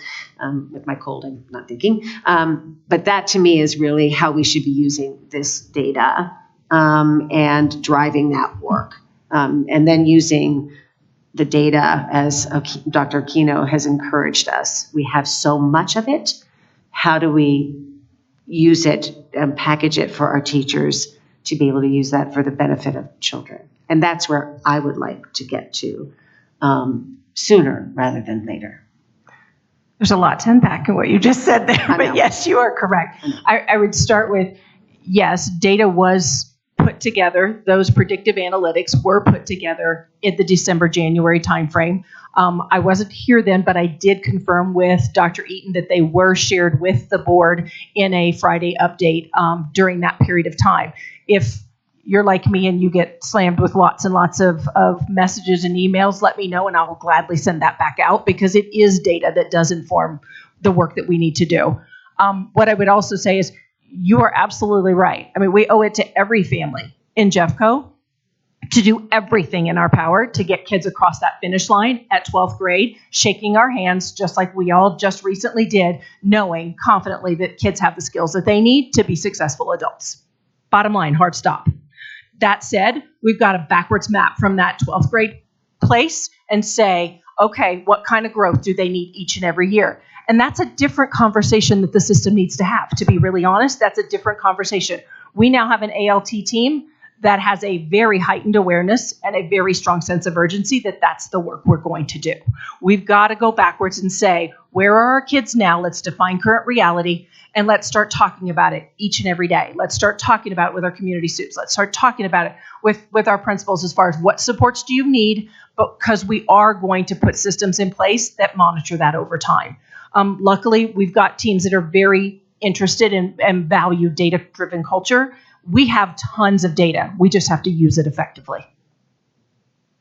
And I would just add that this setting of goals conversation is critical as we come back to the strategic plan, and the team is working on the management plan, which will outline some key metrics that we want to look at next year, the year after, the year after. And so we're working on that. We will bring the board some suggestions for goals to consider given the data sets that we'll have by August, hopefully. And then just to close the loop on this ends conversation as well, allowing you to take a look at the strategic plan, the goals that we are proposing, let you dialogue and give us suggestions for revision, and then also look at your ends policies, all that in place, and a monitoring schedule for those ends, right? That's a system that this board has the opportunity to put in place with me and our team so that it's a system that outlives us even, right?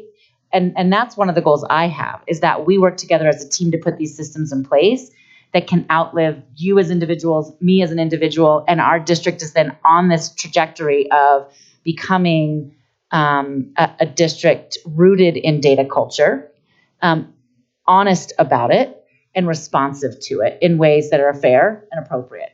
So I think that's the bigger picture of how we're hoping all of this can come together. It's going to be work, it's going to be complicated, and it's going to take some time, but that's the work that we're focused on this summer as we come back to work with you at your retreat in August, at least some of it.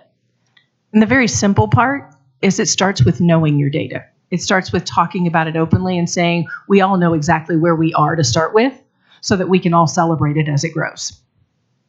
I just have a quick follow-up to this question.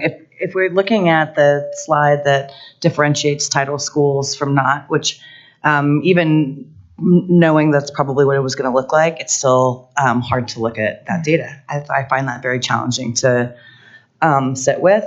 So my question, I guess, with that is, what are some of the sort of proven supports that work? What can we do to be able to address the particular needs? And we've heard some things around, educators that are in the school buildings, but I am curious what conversations we're having as a district around how we make that slide not one that we need, that will be shown again in the future.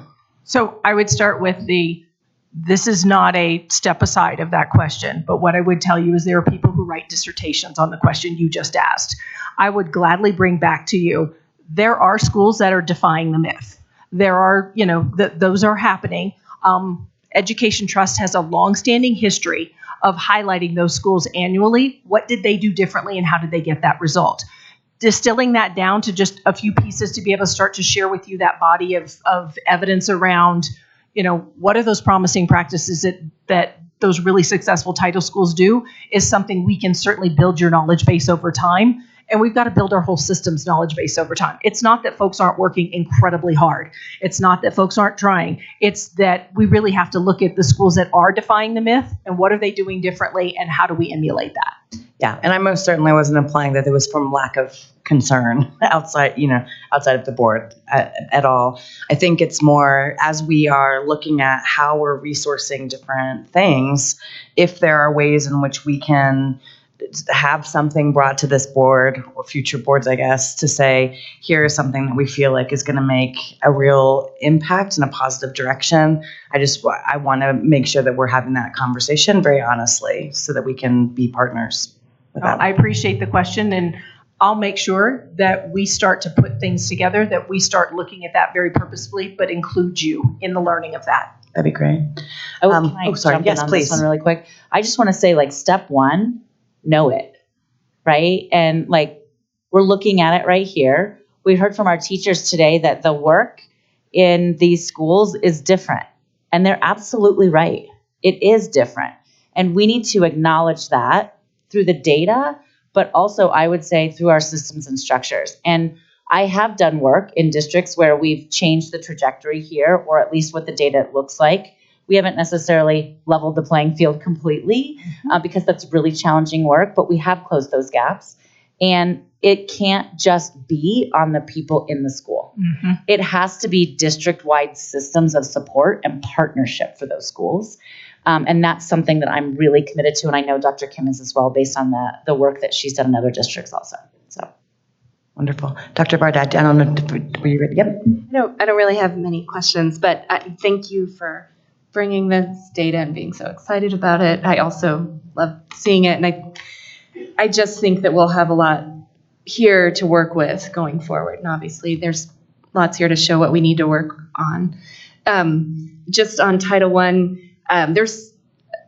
I think there's something right before us. Our support of our Title I teachers and our requests that have come forward in negotiations, I think, are one way to start, showing changes to systems and structures.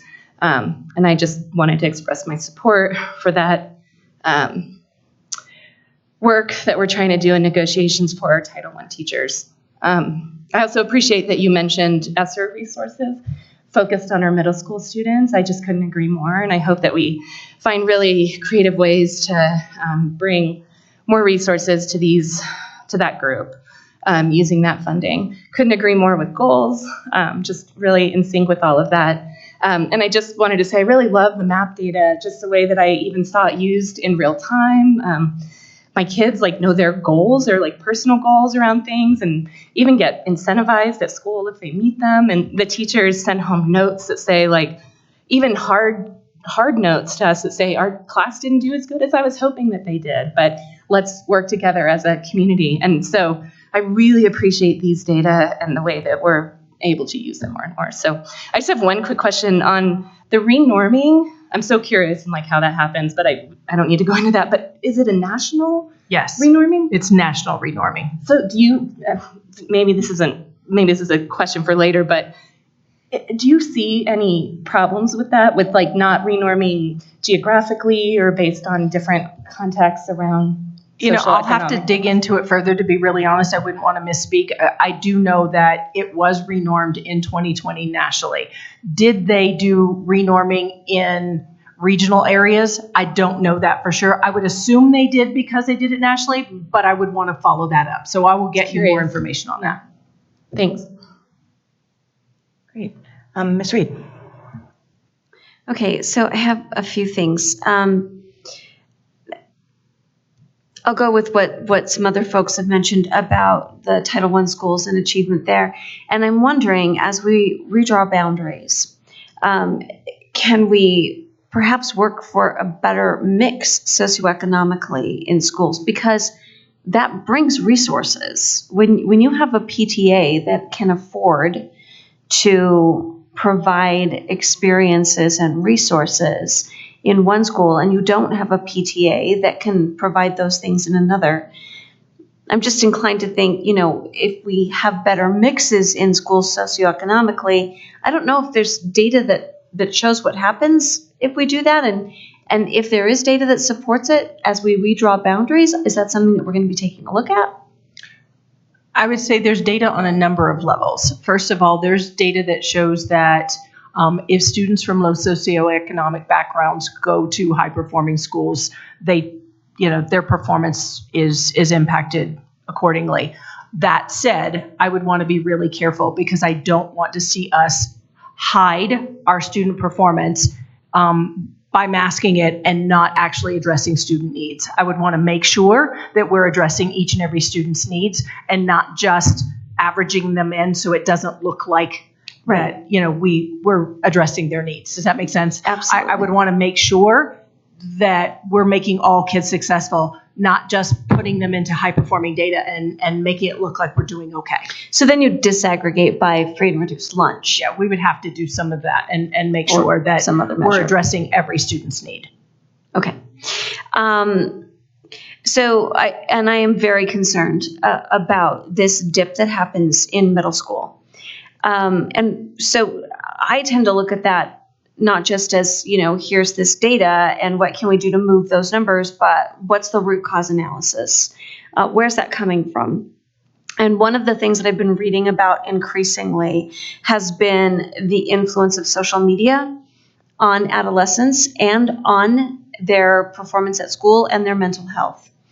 And so this is a time period where kids begin to become really involved in social media and are also very concerned about their relationships with their peers and are comparing themselves with their peers, and when depression can really begin to set in and those anxiety levels rise for students.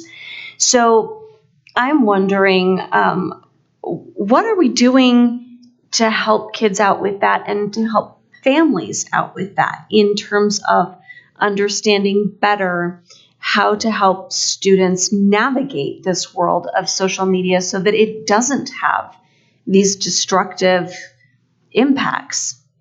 It's a good question. I would say we would probably have to do a little case analysis school by school and find out, because I know there are various programs that schools are using, that they're educating parents, that they're working with parents, offering resources, talking about, time to unplug and all those things. But systemically, do we have something in place that is sort of a PR campaign? We don't right now. But I do know schools are doing some of that work. I'd be happy to bring some of that back once we kind of gather input on how are schools addressing that. I would be very interested if there are schools that have specific programs. Are there ones that do seem to be moving the needle in student achievement? Because I think that's a really important piece of the puzzle. Great. I'm going to go around again and check and see if there are other questions or comments that have emerged through our dialogue. Nope. Okay. I have one quick one.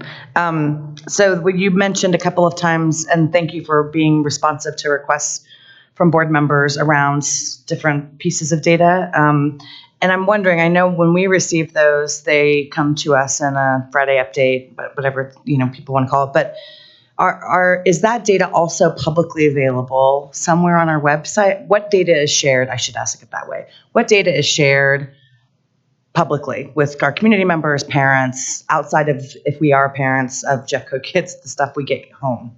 Actually, I'd want to ask Ms. Neal that question because she manages the Friday update, so I don't want to speak out of turn. The data that's shared with the board is not shared publicly. Okay. I would be interested in having conversations as we move forward around how we can create a bigger conversation around being a data-informed, data-driven group of decision makers, and how we can really make sure that folks understand where we're at and what strategies we're trying to put in place to address some of these things. And I think we have a hard time having that conversation if we're not sharing that. What's appropriate to share? I'm sure there's some pieces that are not, but I would be interested in that.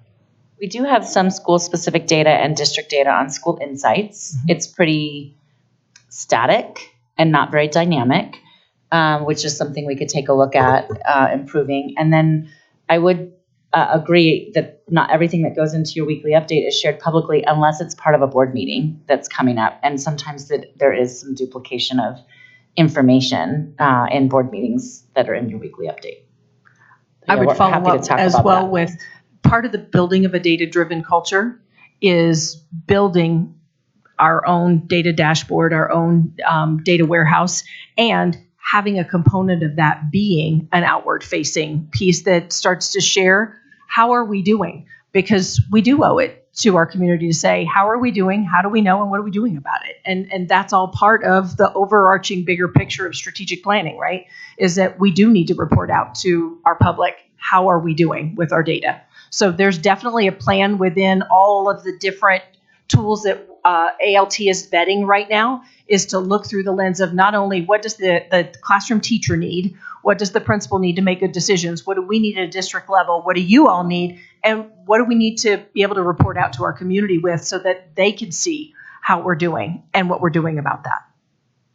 Ms. Miller, did you want to? Yeah, I just want to follow up on that point. And I don't know if there's a way when we are being presented information, you give us the presentation, if there's background material that can be also made available for other people that we're looking at, and so that they could see it as well in preparation for the meeting. Excuse me. And then the only other question I have, which once again goes back to our title, communities, as well as those children that are falling behind, is we have this implementation of MTSS. We know that we have tier 1 needs, tier 2, tier 3. And we know that with the tier 2 and tier 3, I'm sure we have even more of that now. And so being able to understand, going back to, I think, what Paula was saying of supports, that, or maybe you were saying that, what supports are needed for our tier 2, tier 3, and how are we getting those supports to them? because that's going to really be important for the number of hours of intervention that they have, so that we can hopefully move away from the social media challenge and get to the learning opportunity for kids. Absolutely. So that would be a question I would have on how we're starting to budget and think about that, because we have more of them now. I'd wrap that up with saying ALT is working on better aligning our staff, our resources, our tools to really focus in on groups of schools so that we know their data, we know it well, and we're providing the supports that they need. And we'll talk about that a little bit later on. But yes, we agree with you. Great. Any other comments, Superintendent Dorland? Good. Okay, Dr. Kim, thank you very much. Thank you. I appreciate it. We all appreciate it. We're going to take a quick break so that we can transition for our next ends discussion, and we need to bring someone in on Zoom. So we're going to give the folks a few minutes for that. So let's come back in 5-6 minutes.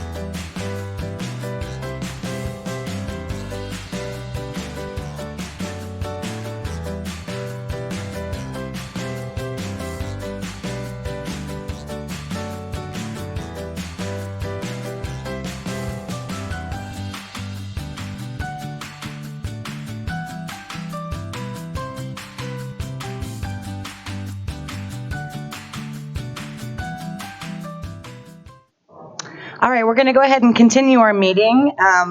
This section of the agenda is around telehealth services for Jeffco Public Schools.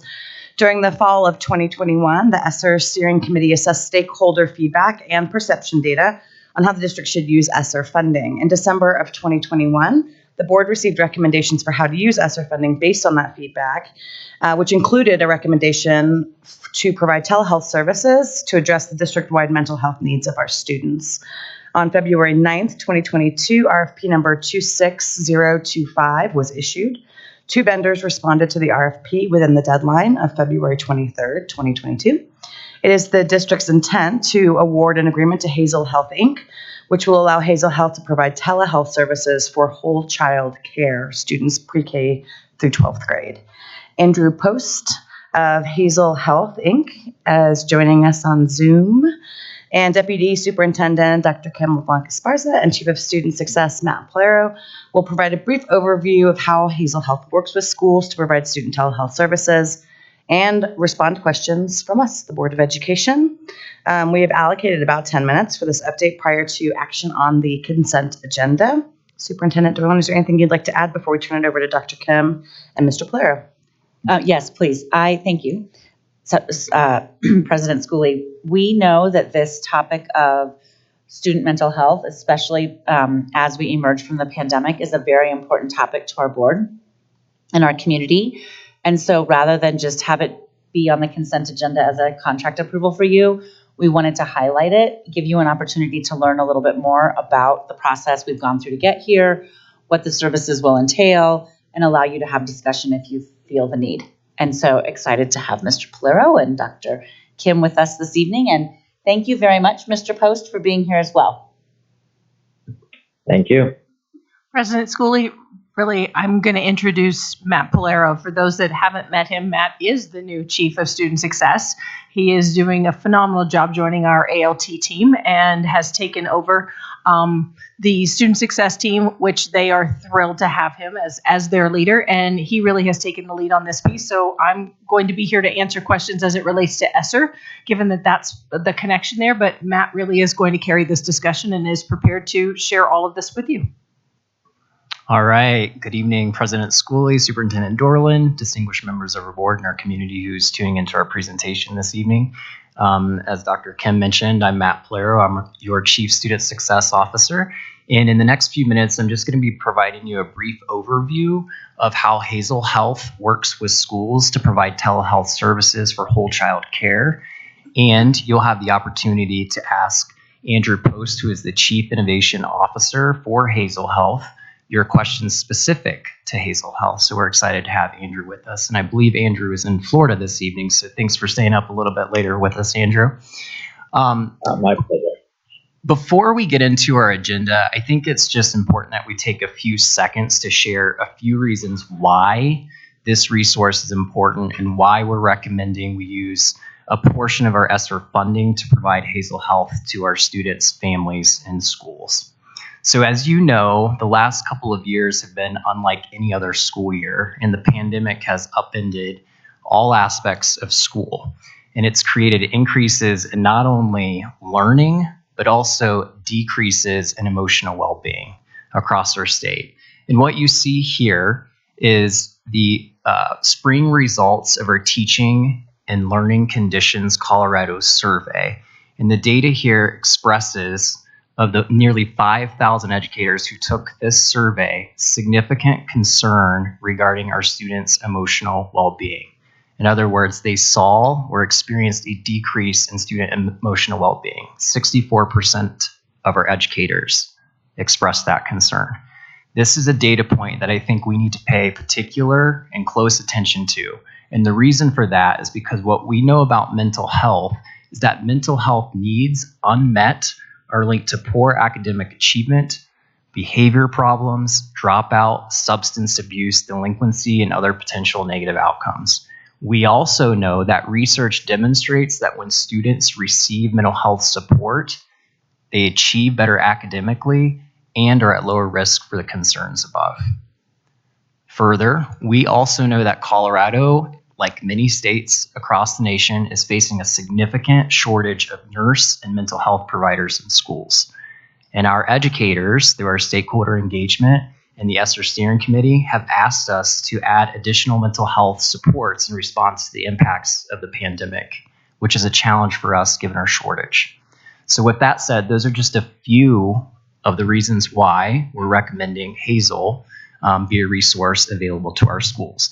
And Hazel can help us address all of these issues by providing on-demand mental and physical health services by licensed providers to all Jeffco students, regardless of insurance or language spoken, providing unlimited year-round services before and after school hours wherever it's most convenient for students and families to engage, working collaboratively with existing partnerships and primary care physicians to support students, providing personalized support to connect families to the resources they need, such as specialists, maintaining strong lines of communication between stakeholders and adhering to the highest standards of student confidentiality and privacy, and providing a sustainable staffing model.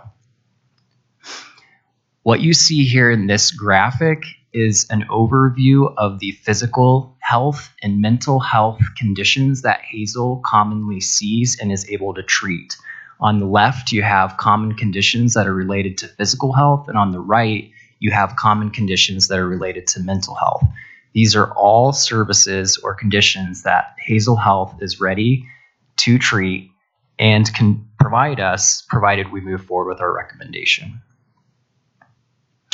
As a partner, these services can be accessed through different entry points into care, including but not limited to on-demand physical health visits initiated by designated school-based staff or parents, mental health referrals from school staff, most often school counselors, psychologists, and/or social workers, mental health referrals from Hazel Health medical providers who identify concerns during urgent care visits, a request for mental health services from parents and caregivers, or self-consent by students of legal age of consent, which is 18 in Colorado, commensurate with our law and our district contract. If we were to move forward, what we put together for you this evening is just an overview of the actions and timeline my team will take to ensure that we're rolling out Hazel Health with success in partnership with them and in partnership with our schools, beginning with a contract in place by the end of this month. So in conclusion, what we've shared with you is educators have reported a decrease in student emotional well-being. Research demonstrates that students who receive mental health support achieve better academically and are at less risk. Colorado is facing a significant shortage of mental health and nursing staff in schools. Our educators have asked us to add additional support in response to the impacts from the pandemic, and Hazel Health can help us ensure all of these things are addressed.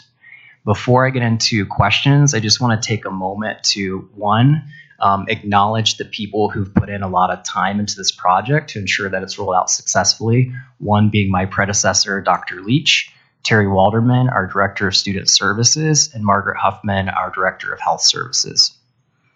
What questions might you have?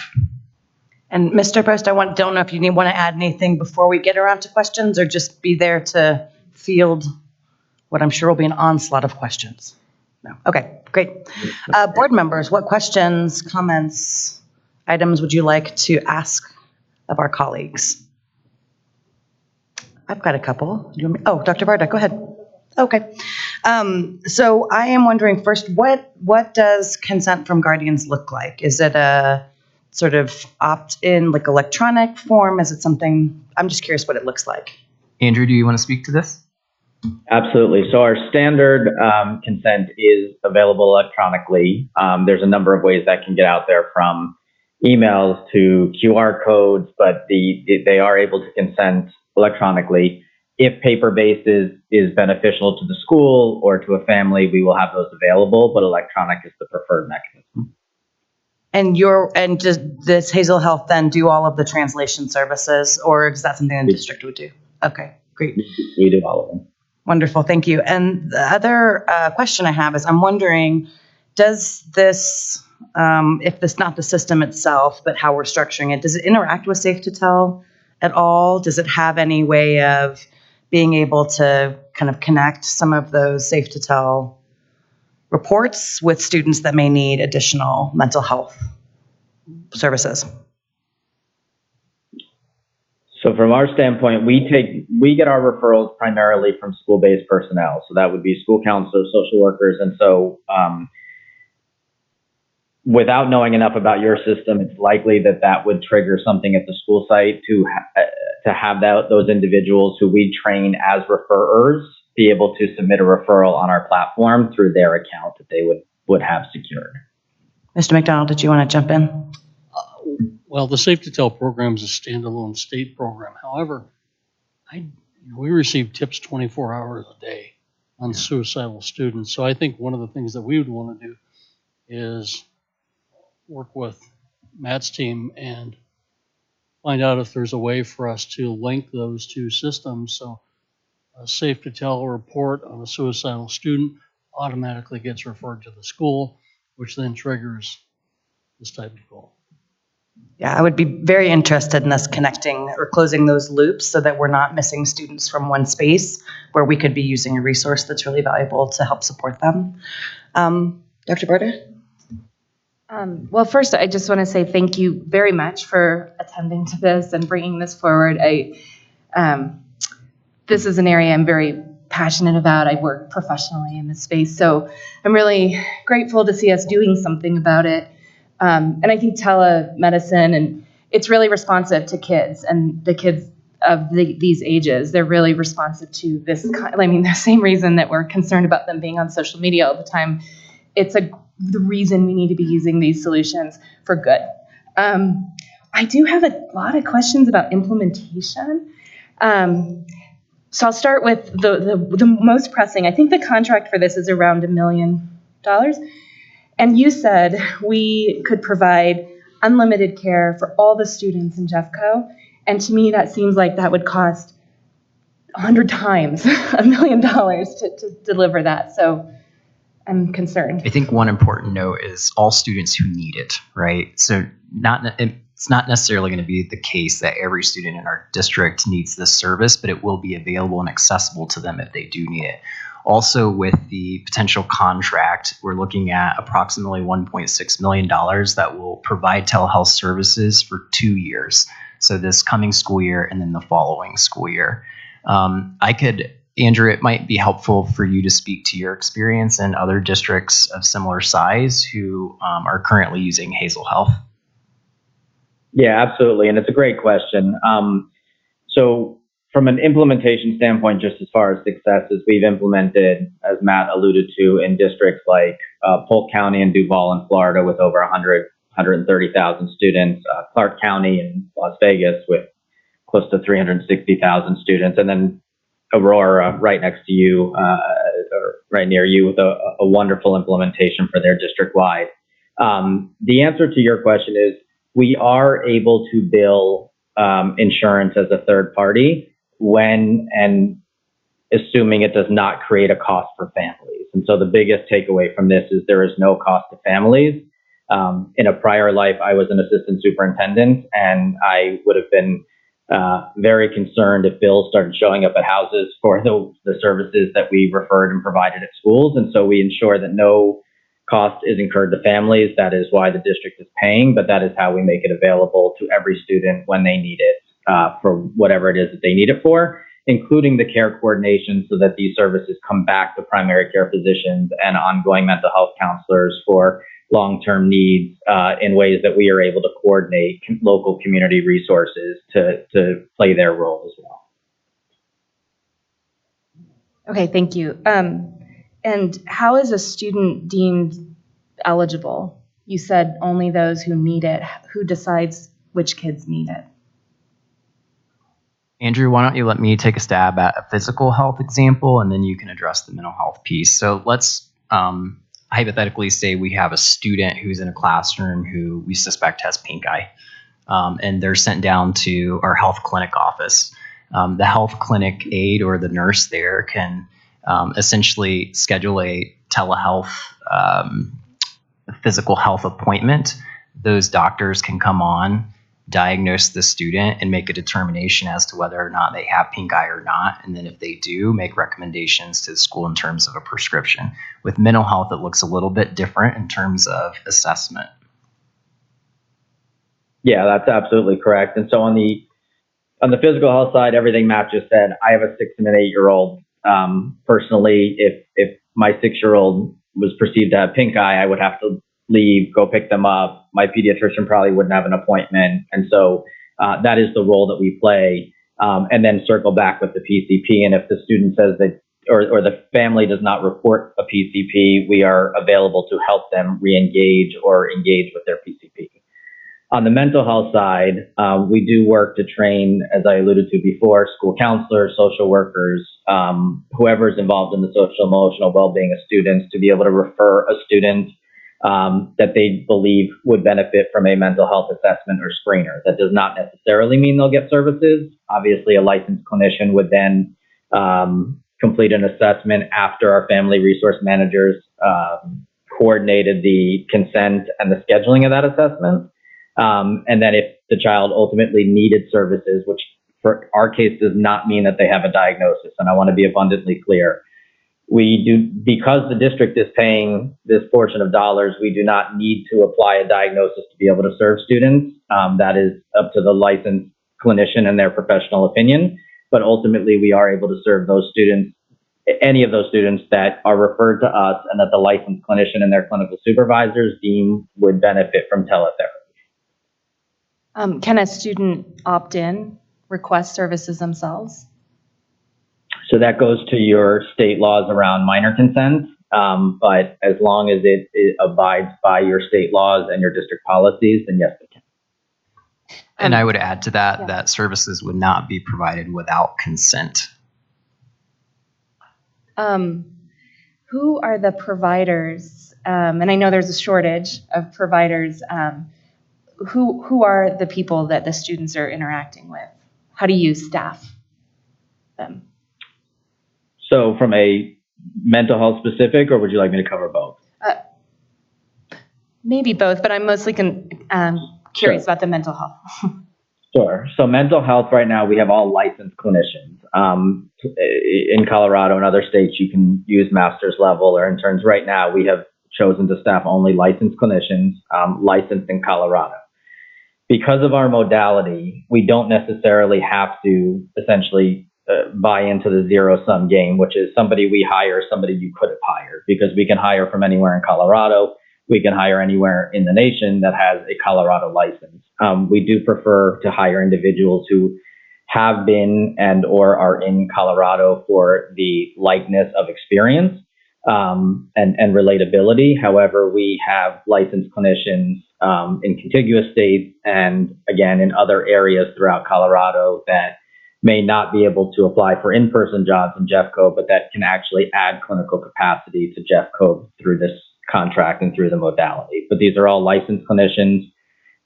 We have a very diverse clinician pool. 60% of our providers identify as people of color, 40% speak another language other than English fluently, and cover 14 different languages, including the language line that will cover another 100 plus languages. And the last thing I would say is you're absolutely right about the clinical shortage or clinicians shortage. Whether it is because of our modality and or because of our ability to serve in partnership with school districts and unlock those daytime hours for direct services that are otherwise hard to come by when you treat students, we are very blessed to have right now 11 to 1 highly qualified, licensed, vetted applicants for every one opening that we have. I promise this is my last question, but I'm going to put 2 in 1. Do you have mechanisms for remote monitoring, and including like during summertime? And I'm just going to squeeze this one in. And how are parents and families going to know about this program? Great question. So the answer is yes, we can serve year round. So this is summer, breaks, everything. And then we have a fairly robust marketing team that works with your district communications team, your school sites, to hopefully provide as many templates as possible and as many languages as possible to get out the information, to go on to as you all alluded to earlier, social media pages, so that ultimately if children and families are there, they are able to see about these. But all of that is done in coordination with the district and the schools. Nothing is sent out by us that is not funneled through those channels, but we do have a marketing team that is dedicated to ensuring that you have all the resources from our end, at least, that would help to ensure that the community is aware of both the services and their accessibility to them. I just want to say thank you for all the work. I'm really looking forward to seeing how it gets implemented. I'm still worried that we've resourced it enough, but I think we'll see as it plays out. Thank you. Thank you. Ms. Reed.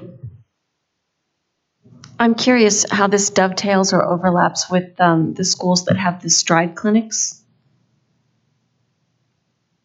Sure. So, again, all schools will have access to this resource, and Hazel Health prides themselves in working in partnership with existing partnerships. So we will have conversations with that school and work collaboratively with Stride to discuss how Hazel Health can enhance or make better the program and services that they're offering. Ms. Parker? I am very excited about this program. I think this is wonderful. And as I mentioned to Mr. Polaro before, I'm interested in seeing what additional resources we have in the mental health area. So this is one that's highly visible now. We're gonna communicate it out to everybody, to all the parents. But we always hear how important mental health is and what our needs are, but we don't always see it. Here's putting our money where our mouth is. So I can't wait to see the other places we have it. And I think an important benefit too that I didn't mention is around MTSS. We've had some conversation. This is just another layer of support that's available to our students. And as we're problem solving individual student needs, this is a resource that can be recommended to support students who need it. Great. Board members, any other comments or questions? Ms. Miller? Just a couple questions. Based on the experience that you've had in Duval or Clark or Polk, what's the percentage, I know it won't be exact, but percentage of the physical health needs versus the mental health draws that you see? Yeah, it's a great question. Right now, we are seeing about 60 to 65% of our visits are mental health, and about 35 to 40% physical health in the districts that you just named. Well, particularly for Polk and Duval, Clark County has a different mix of which schools offer which right now. Although for next year we'll offer both of them, but that's about what we're seeing right now. And so for the I think it's 1.6 million that's allocated from ESSER for the 2 years. And I know we have hard to fill positions for mental health.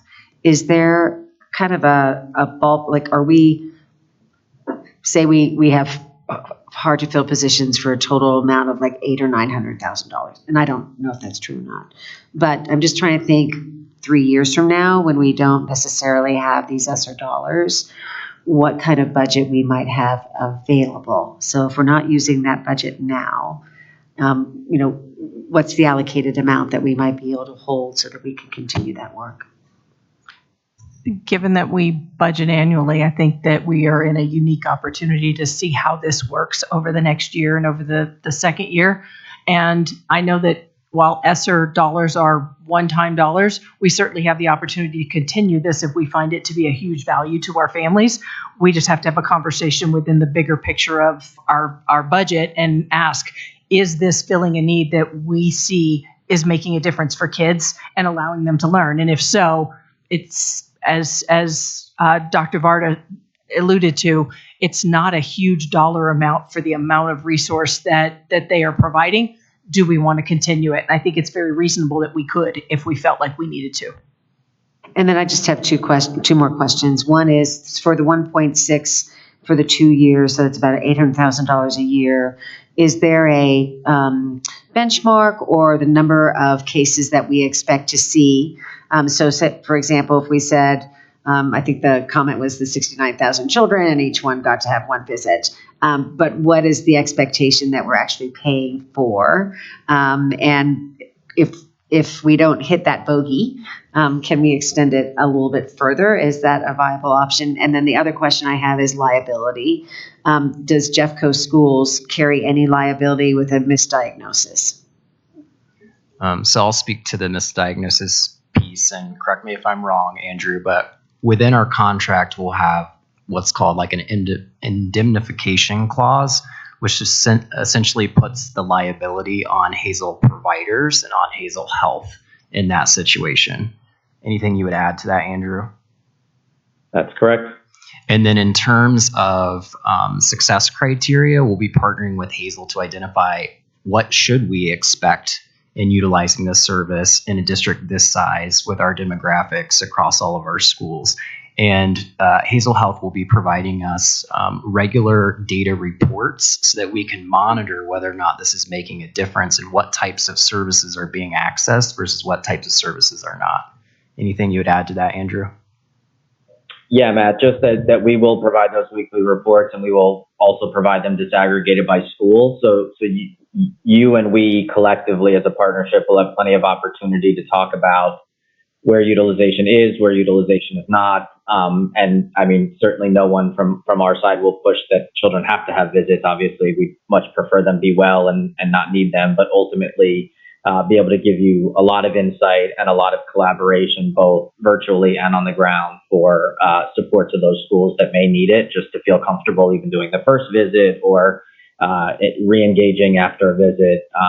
We will be there to support that. I would love it if we had the opportunity to come back to you all mid-school year and just at least give you a check-in and say, here's where we are, here's the data we know, how many kids are, so that folks are keeping up with the ongoing data of how are we doing and how are families accessing it. I think that would be a great report for us to bring to you, if you're comfortable with that. Yeah, that would be, I think, very helpful so that we could have a management of expectations of what we need to be thinking about in the future. And this is very exciting, and I'm hopeful for this work. So thank you very much for your time and for staying up late with us. Yeah. Thank you, Andrew. Thanks, Andrew. Okay, are there any other questions from board members before we let Andrew go do fun things and move on? No. All right, Mr. Post, thank you very much for being with us. Thanks to the two of you. And we will, with that, move on to our consent agenda. Is there a motion on the consent agenda? I move that the items on the consent agenda be approved as revised with removal of items 7.04 through 7.07 to the June 8th agenda. Is there a second? Second. Discussion. Okay, it has been moved and seconded to approve the consent agenda as revised. Roll call, please, Ms. Neal. Ms. Miller? Yes. Ms. Parker? Yes. Ms. Reed? Yes. Ms. Schooley? Yes. Dr. Varda? Yes. Great, we're going to move on now to policy work around FCB and FCBR, our policies specific to closing schools. We have estimated about 10 minutes for this conversation. To discuss the second revision of District Policy FCB and Regulation FCBR before a vote to adopt the presented revisions. Superintendent Dorland, do you have anything to add before I call for a motion on this agenda item? Just a reminder to the board that we discussed this in your last study session and have made revisions according to that conversation and have this ready for your possible approval this evening. If you'd like to have discussion, we're available to answer questions or obviously for you all to discuss it with each other. Okay, is there a motion on this agenda item?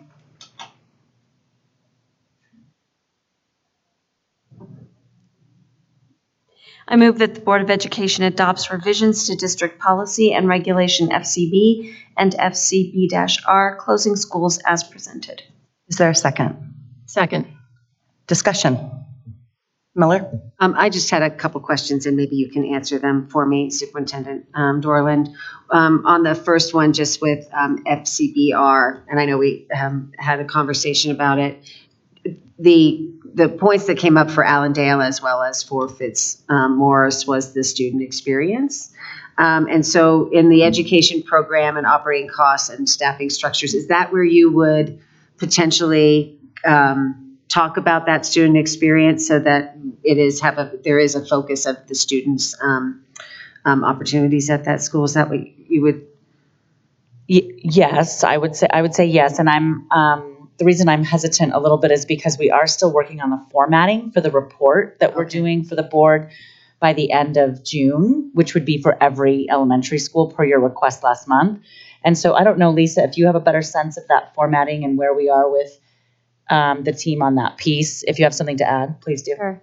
So Director Miller, we are scheduled at the study session next week to give you an update on regional opportunities for thriving schools.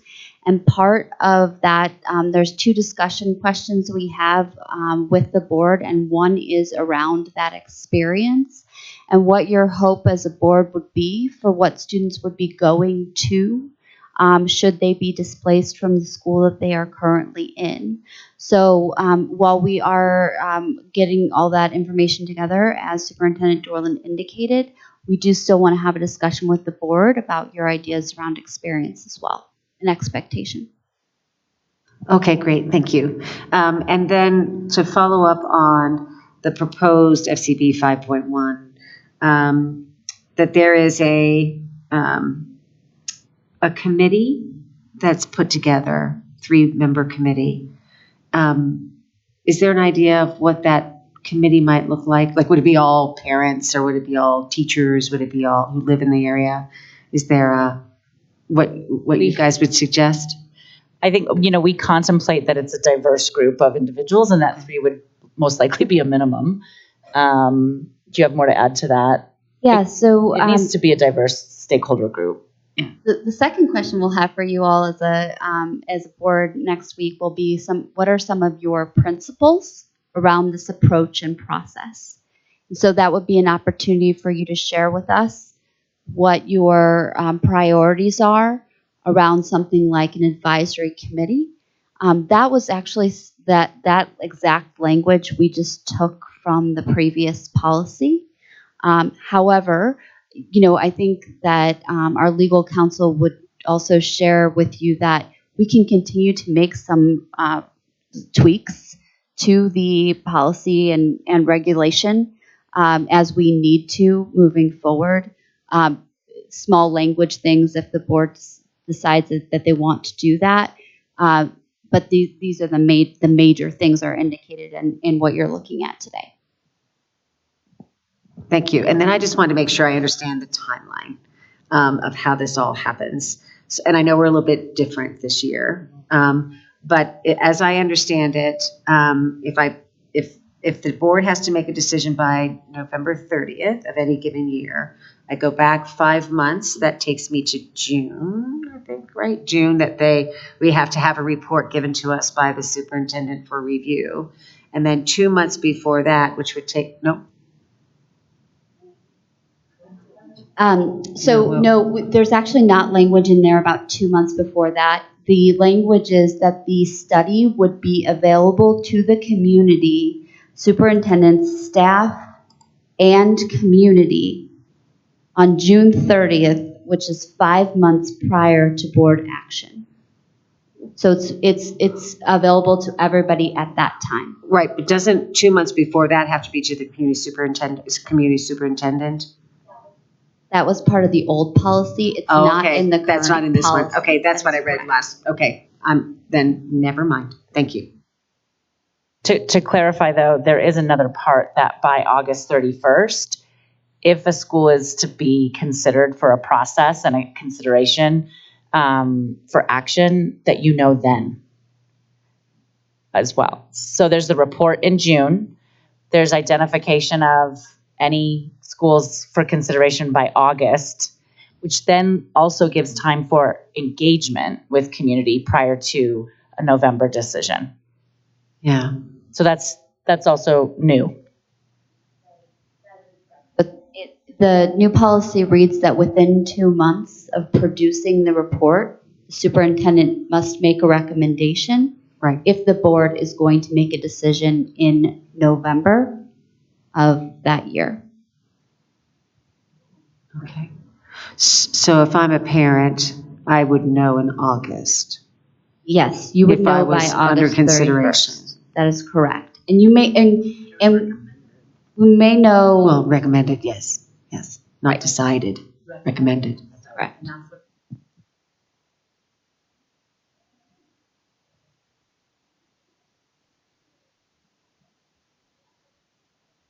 That's all I had, thank you.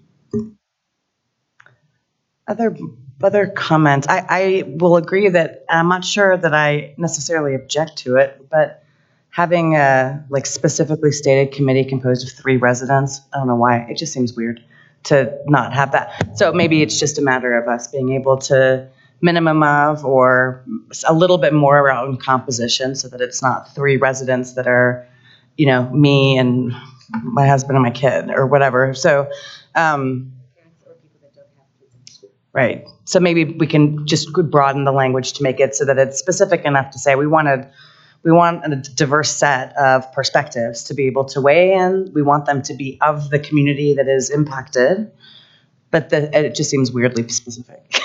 But if that can be changed, even if we adopt this, and that can still, and I'm looking kind of around the corner, Julie, that's okay, to make sure that would be permissible.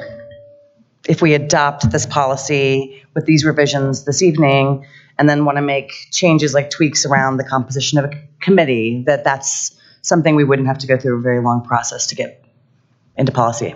I'm going to be told I didn't hit the magic button. Madam Chair, that would not be a problem at all. You'll have the flexibility to amend the policy. And remember, this is also just the broad parameters that you're hoping to use as metrics for your decision making. So you'll be able to adjust as you need. Great, thank you for that clarification. Other comments, questions? Okay, it has been moved and seconded to approve policy revisions for FCB. Roll call, please, Ms. Neal. Ms. Miller? Yes. Ms. Parker? Yes. Ms. Reed? Yes. Ms. Schooley? Yes. Dr. Varda? Yes. Great, thank you all. We are going to now move on to our public comment part 2. And just as a reminder to our audience members who may not have been in the audience before, please remember that we do have sometimes K through 12 aged students that listen in to these engaging board meetings. So please make sure your comments are appropriate for that kind of audience. And just don't mention anybody else's children's names other than your own.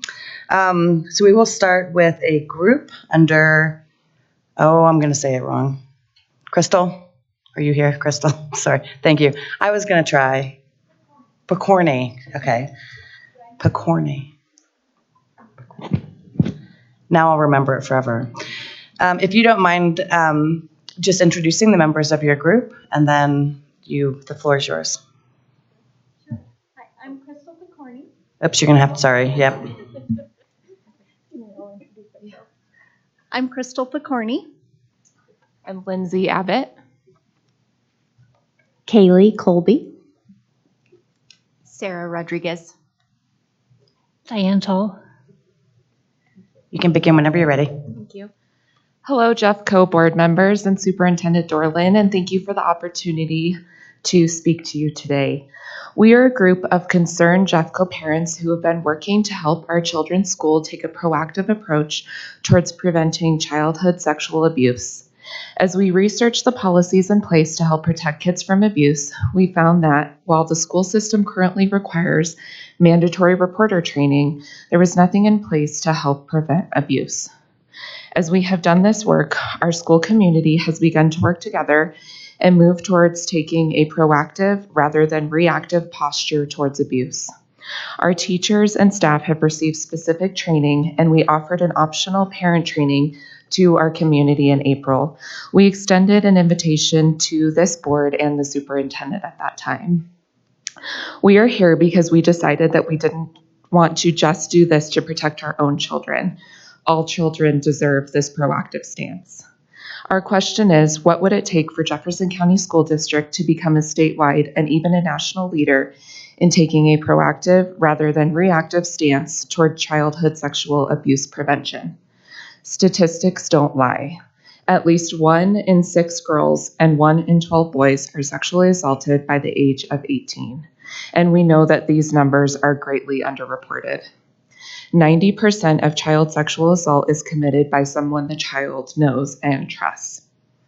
Most sexual assault happens in homes, youth organizations, schools, and places of faith. According to an NEA study, percentage-wise, teachers who are perpetrators of sexual abuse have won more teaching awards than those who are not perpetrators. Offenders groom not only their victims, but those around them. But the good news is that abuse is preventable. This is a difficult topic, but we believe that anyone who works with children needs to be equipped to proactively protect those in their care. What prevents abuse is talking about it. These statistics can look different in Jeffco if you choose to take a proactive approach. So what would that proactive approach look like? Culture shift happens at the top. If you will be willing to initiate and enforce proactive policy and procedural changes towards sexual abuse, you will send a strong message to predators. They will know that Jeffco won't be an easy place for them to target potential victims. For training, we are asking the district to consider partnering with organizations like Ralston House and Parenting Safe Children to offer required ongoing training for all administration, teachers, coaches, and staff. To begin, we are asking that you require training for the culture makers at each school, principals, all mental health providers, athletic directors, and head coaches. Ralston House is willing to work with the Professional Development Office of Jeffco to pursue certification so that they can offer CEUs for these trainings. We would also love to see optional trainings offered for parents and to even see training opportunities for students. Ralston House is a nonprofit that provides educational outreach to civic groups, churches, parents, teachers, daycare providers, other caregivers, and youth-serving organizations. It raises awareness about dangers of child abuse, recognizing perpetrator behaviors, and ways to help keep children safe. Parenting Safe Children, Feather Burkauer, founder of Parenting Safe Children, is a licensed clinical social worker and one of the nation's leading experts in child sexual assault prevention. She has dedicated her career, which now spans over 3 decades, to educating parents and youth professionals on how to make their communities off limits to child sexual assault. This would be making a wise fiscal and moral decision. Currently, the only requirements for school is to check the boxes of the online mandatory reporter training, which is just an explanation of what to do if there is suspicion of abuse. This does not explore the reality of how pervasive abuse is or offer support around the complicated dynamics that surround this difficult topic. School districts continue to mishandle cases of abuse, as you'll see in Kaylee's presentation. If Jefferson County School District takes a proactive stance by utilizing these resources, we recommend this can be avoided.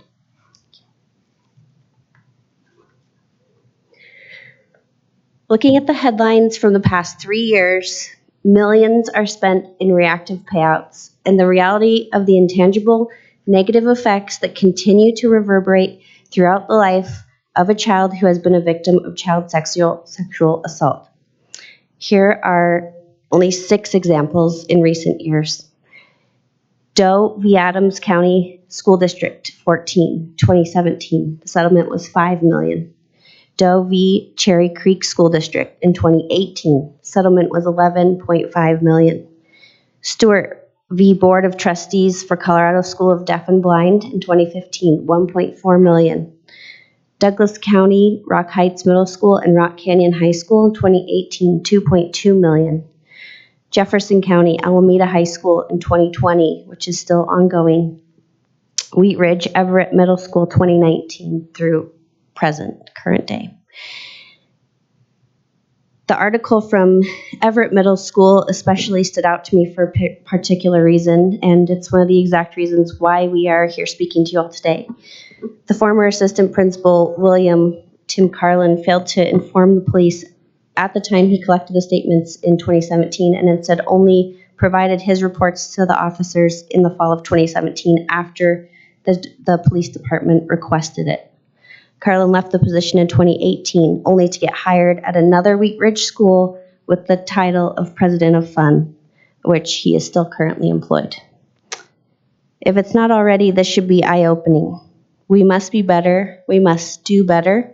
We must listen and take action on what kids are entrusting the people in a position of trust with what they are being told. According to Jeffco District Sexual Harassment Reporting Notice, Jeffco Public Schools is committed to providing a working and learning environment that is free from sexual harassment. Sexual harassment will not be tolerated, yet it continues to show up in the headlines, in the news, all the time. You as the board should want to help set the standard as representing one of the largest districts to not be a headline in this category. We as parents know that the school that our children attend could not afford to have a large monetary hit like this. It would sink our ship. Therefore, in the last year, 2021-2022, our school board approved this proactive approach. The staff has already been through the proposed training, as well as some of our parents and community. It is becoming a mandatory training for anyone wanting to interact with the kids in our school and quickly becoming a part of our culture. So to wrap this up, we just want to also briefly mention the impact that child sexual abuse has on mental health going into adulthood.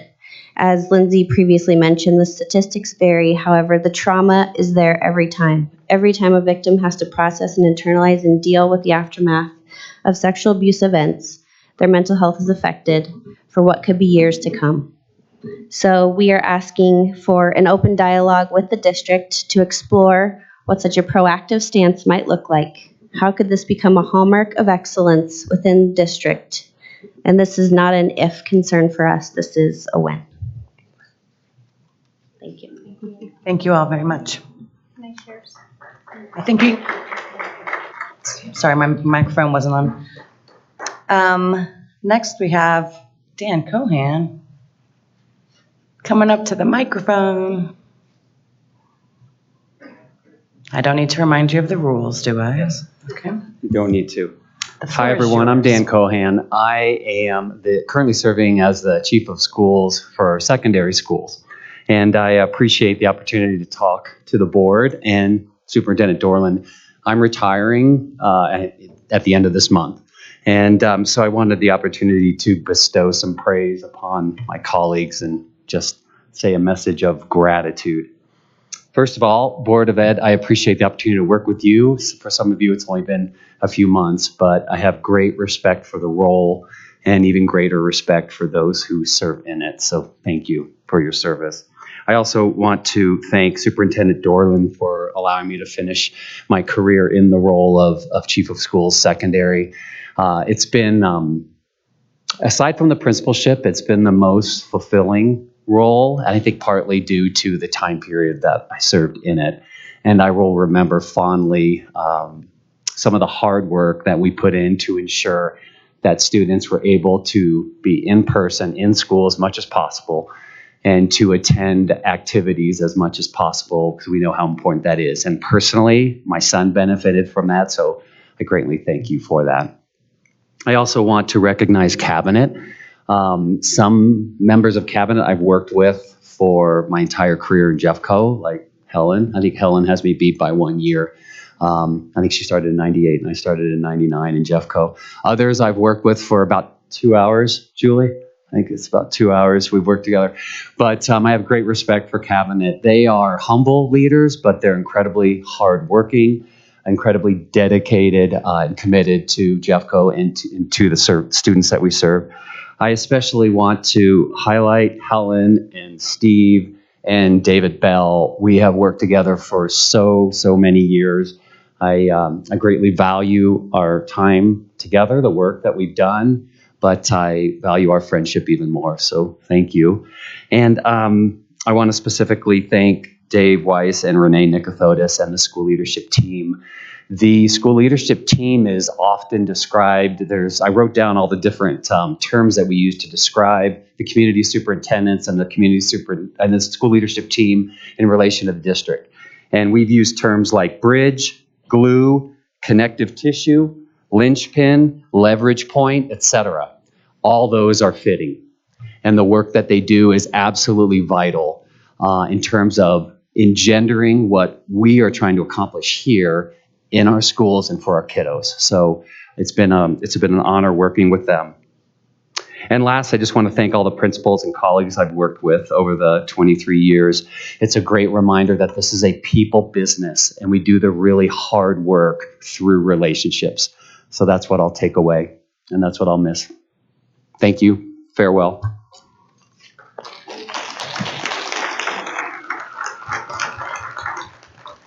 It's a good way to do a literal mic drop when you leave.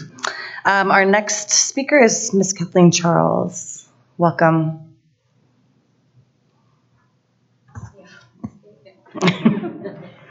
And you can start whenever you're ready. Okay. Thank you for the opportunity to speak to you tonight. My name is Kathleen Charles, and I live in Westminster, and I'm a parent of kids at Pomona, Moore, and Weber, and the wife of a Pomona teacher. I am speaking to you today to ask you to address and recognize the issue of gun violence in our schools and in our community. I should mention I'm also a Pomona graduate many years ago. My husband is Australian, and for 8 years we raised our children in Australian schools. During those 8 years, there was never one threat, never one concern of violence of any form. The schools were not secure. I could access my son's classrooms from any direction at any time of day without issue. The schools didn't need to be secure because they're safe, and everyone there knows they're safe. In the 3 years that we've been back in Colorado schools, we've experienced 8 threats, and that's in my family's schools. That's not in outside community gun violence that's happened over the past few years. I won't go into the reasons why we moved back to Colorado, but I will say that it was a very difficult decision and one that I still struggle with because now I've introduced my kids to the threat of gun violence. I've made it part of their daily life. They're true Americans now. So again, I'm asking you to please give some time to this issue. Listening tonight, I completely appreciate your initiative to improve whole child services within the schools. That's crucial. And with Moms Demand Action, we hope to work with you all in the coming school year to address primarily the issue of secure storage of firearms in the home, a disproportionate number of violence, school-related gun violence, whether it's homicide or suicide or unintentional shootings, are the result of children under 18 accessing a gun at home or at a neighbor or family member's home. So secure storage can't be stressed enough, and we would love to work with you in getting that education out to parents of all school children. So again, thank you for your time. This is my first time addressing a group like this, and someone told me today that I was being brave, and I said, well, I expect my kids to be brave every day just by going to school, so it's more important for me to be brave than to ask that of my children. Thank you. Thank you, Ms. Charles. Next, we have Ms. Jennifer Douglas.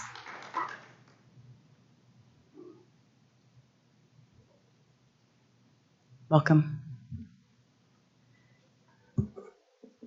Thank you so much for your service. I'm here with a number of my fellow gun violence prevention activists. We're all wearing red and orange.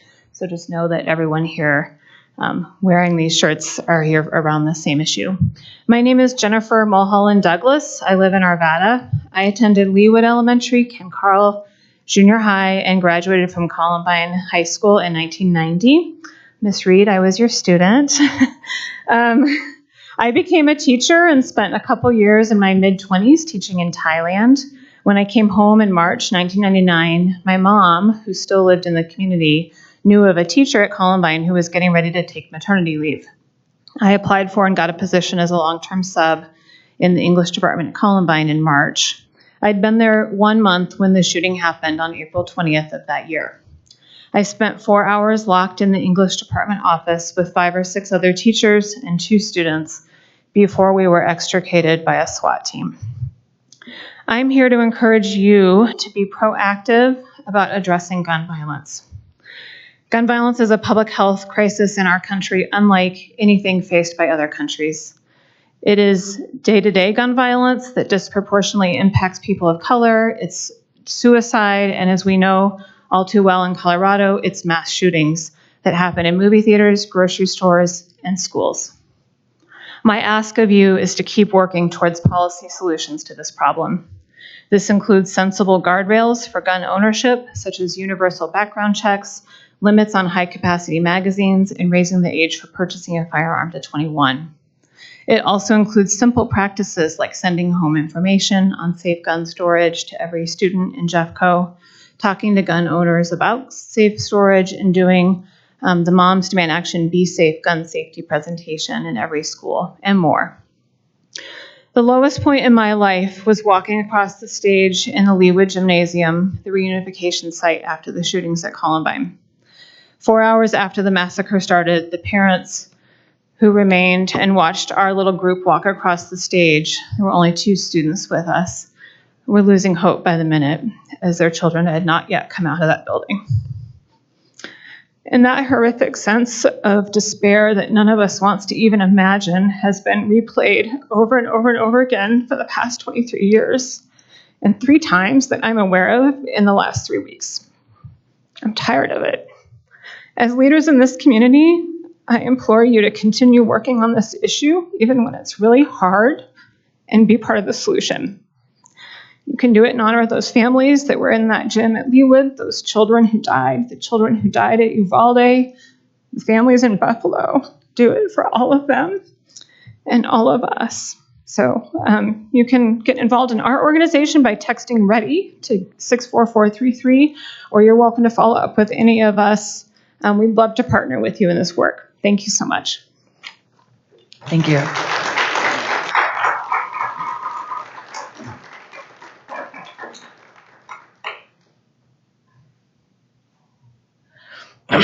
Our next speaker is Kelly Murphy.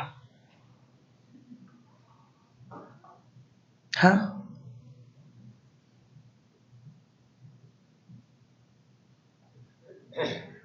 Welcome.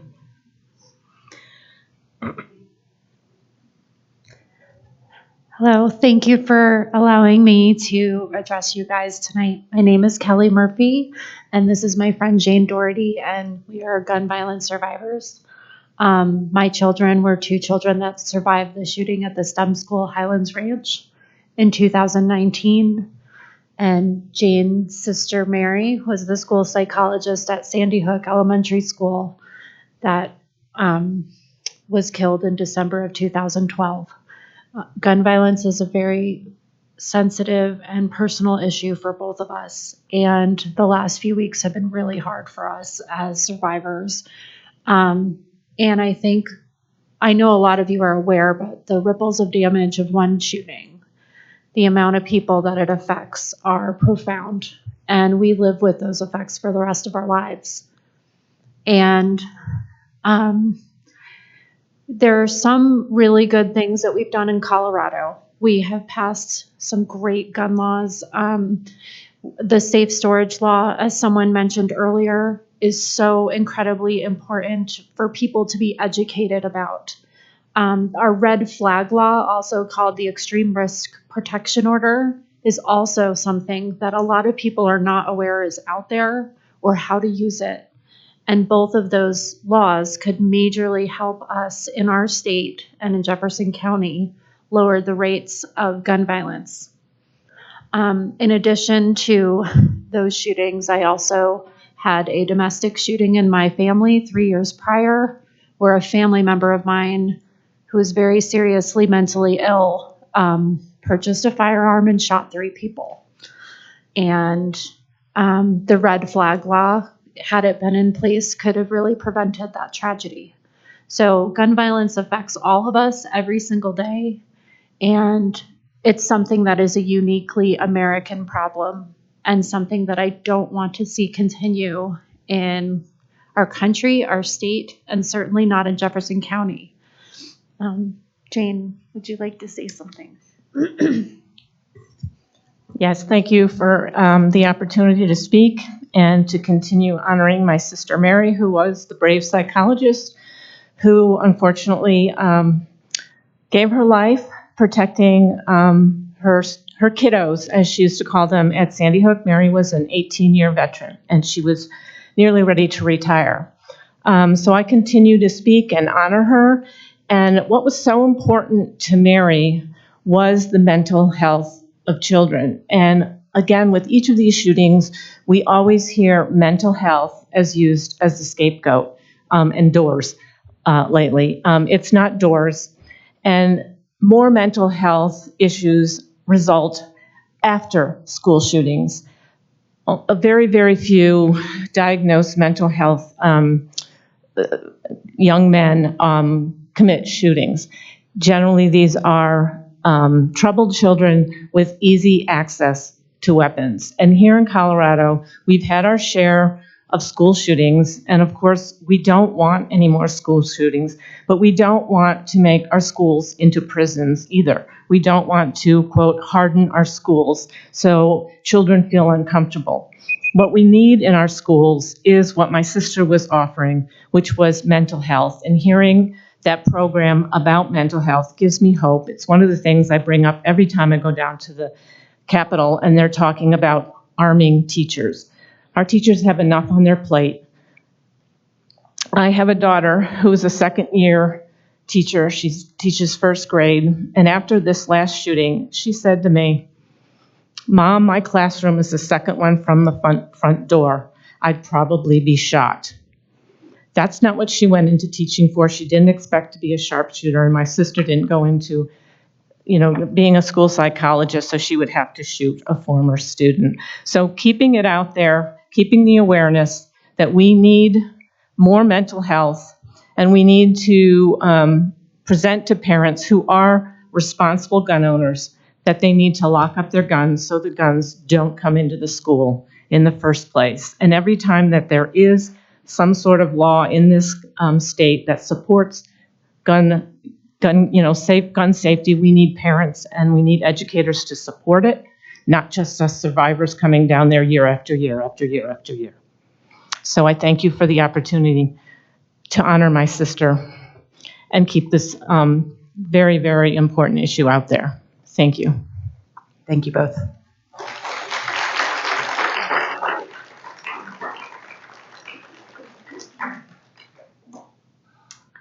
Thank you all. All right, we're gonna move on to reports from our superintendent and our Board of Education.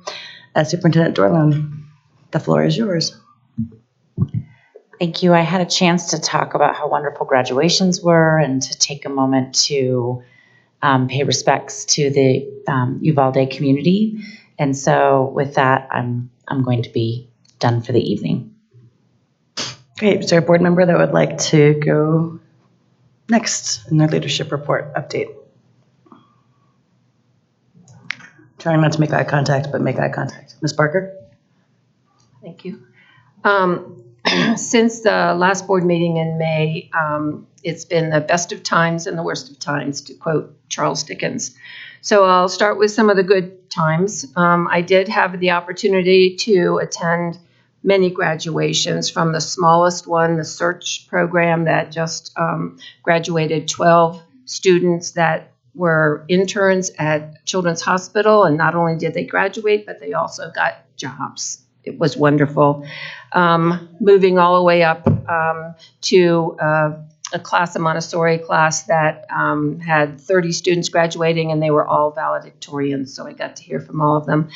And all the way up until local graduations for Chatfield and Columbine and Dakota Ridge.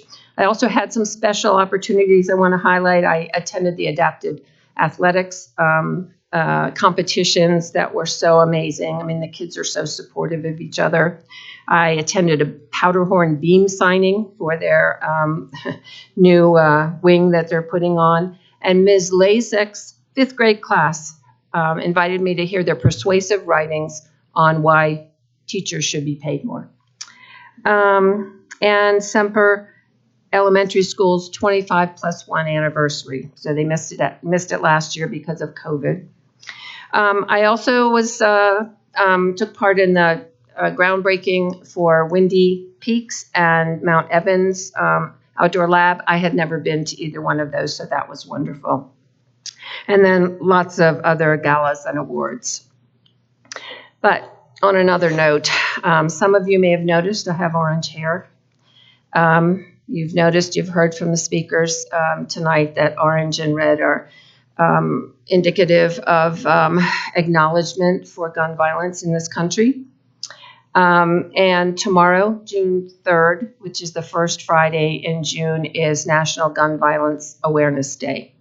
So those of us who are taking part of it, those of us who have been active in gun violence prevention, will be wearing orange, wearing red, and I will mention one thing tomorrow night at Clement Park at 5:45, right up by the memorial for the Columbine victims there. We will be having a candlelight vigil, so if you want to join us there.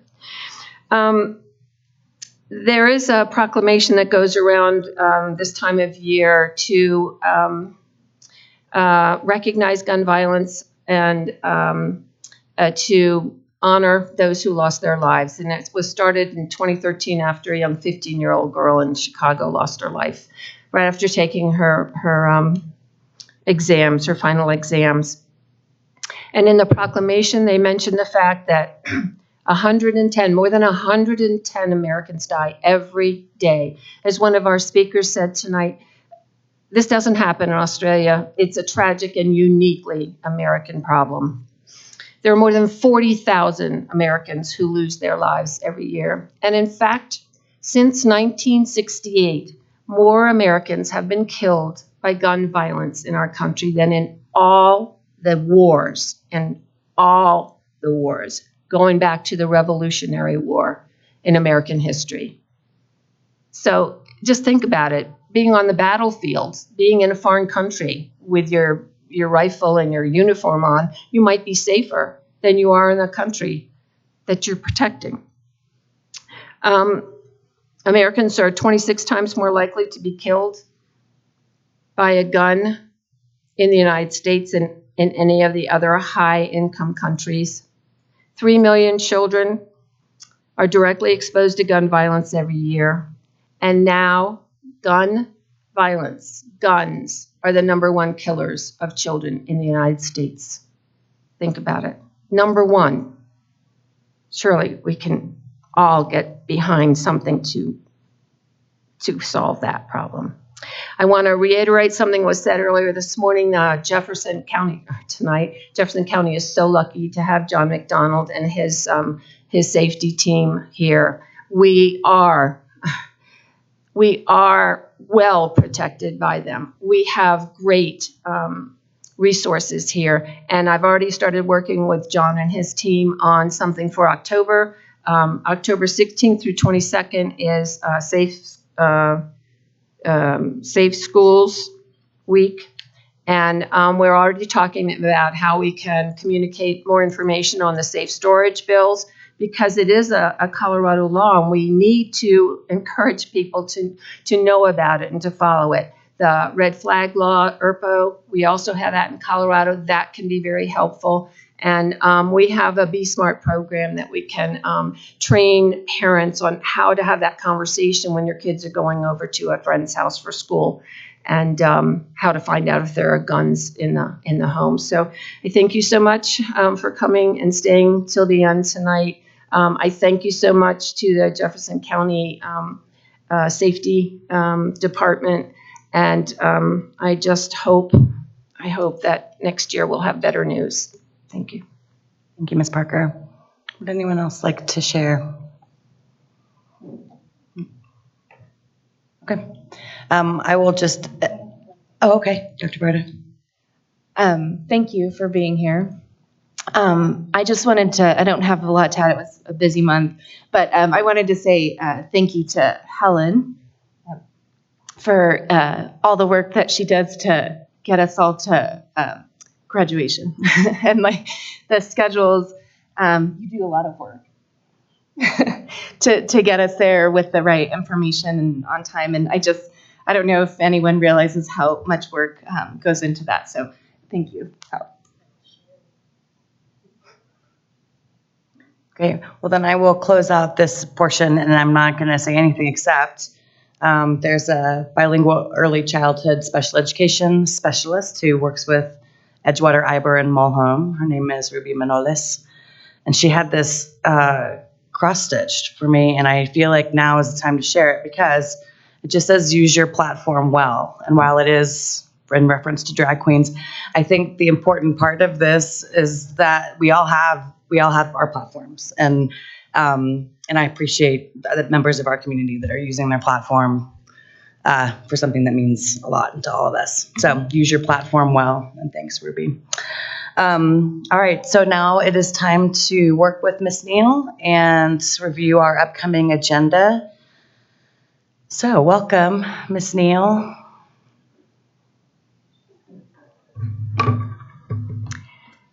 Okay, you have a meeting next Wednesday. We're still working on that agenda, but let me have it up here. I think it's attached to your agenda item. Oh.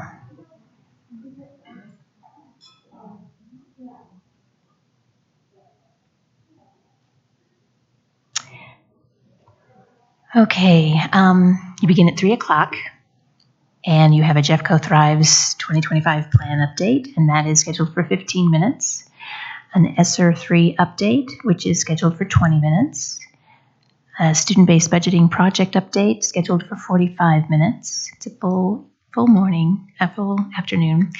The next item is a regional opportunities for thriving schools, phase 1 work, 90 minutes. Both of those, that was referenced earlier in your meeting. Capital investments for thriving schools is a 1 hour discussion topic. You've had 221 meetings in May on that item. And then you have the budget presentation for the adoption and appropriation for an hour. You've moved your board advisory committee appointments discussion from today to next Wednesday, so you'll have that for half an hour. And then you'll have a small consent agenda, which has the family opt-out, a vote on your schedule that you discussed today, and the appointments that you make if you come to agreement. So that's next Wednesday, and that agenda will be posted tomorrow. Great. Board members, any questions or items that you feel should be on there but were accidentally left off, or consensus around anything new that you'd like to bring up for either that one or future agendas?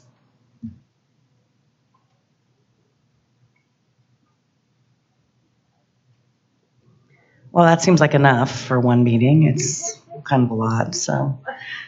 Well, I was just going to remind the board that we are holding July 22nd, 26th, 4:30 to 7:30 for a special meeting. 22nd or 26th? 26th. If that still works for everyone, it's a discussion after you receive your end of June report. Oh.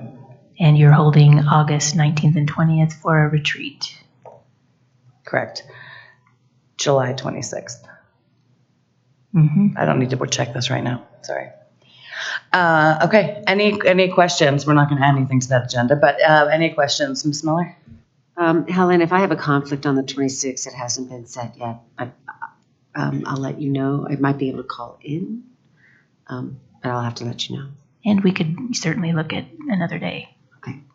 Thank you. Okay. Anything else that you need from us, direction-wise?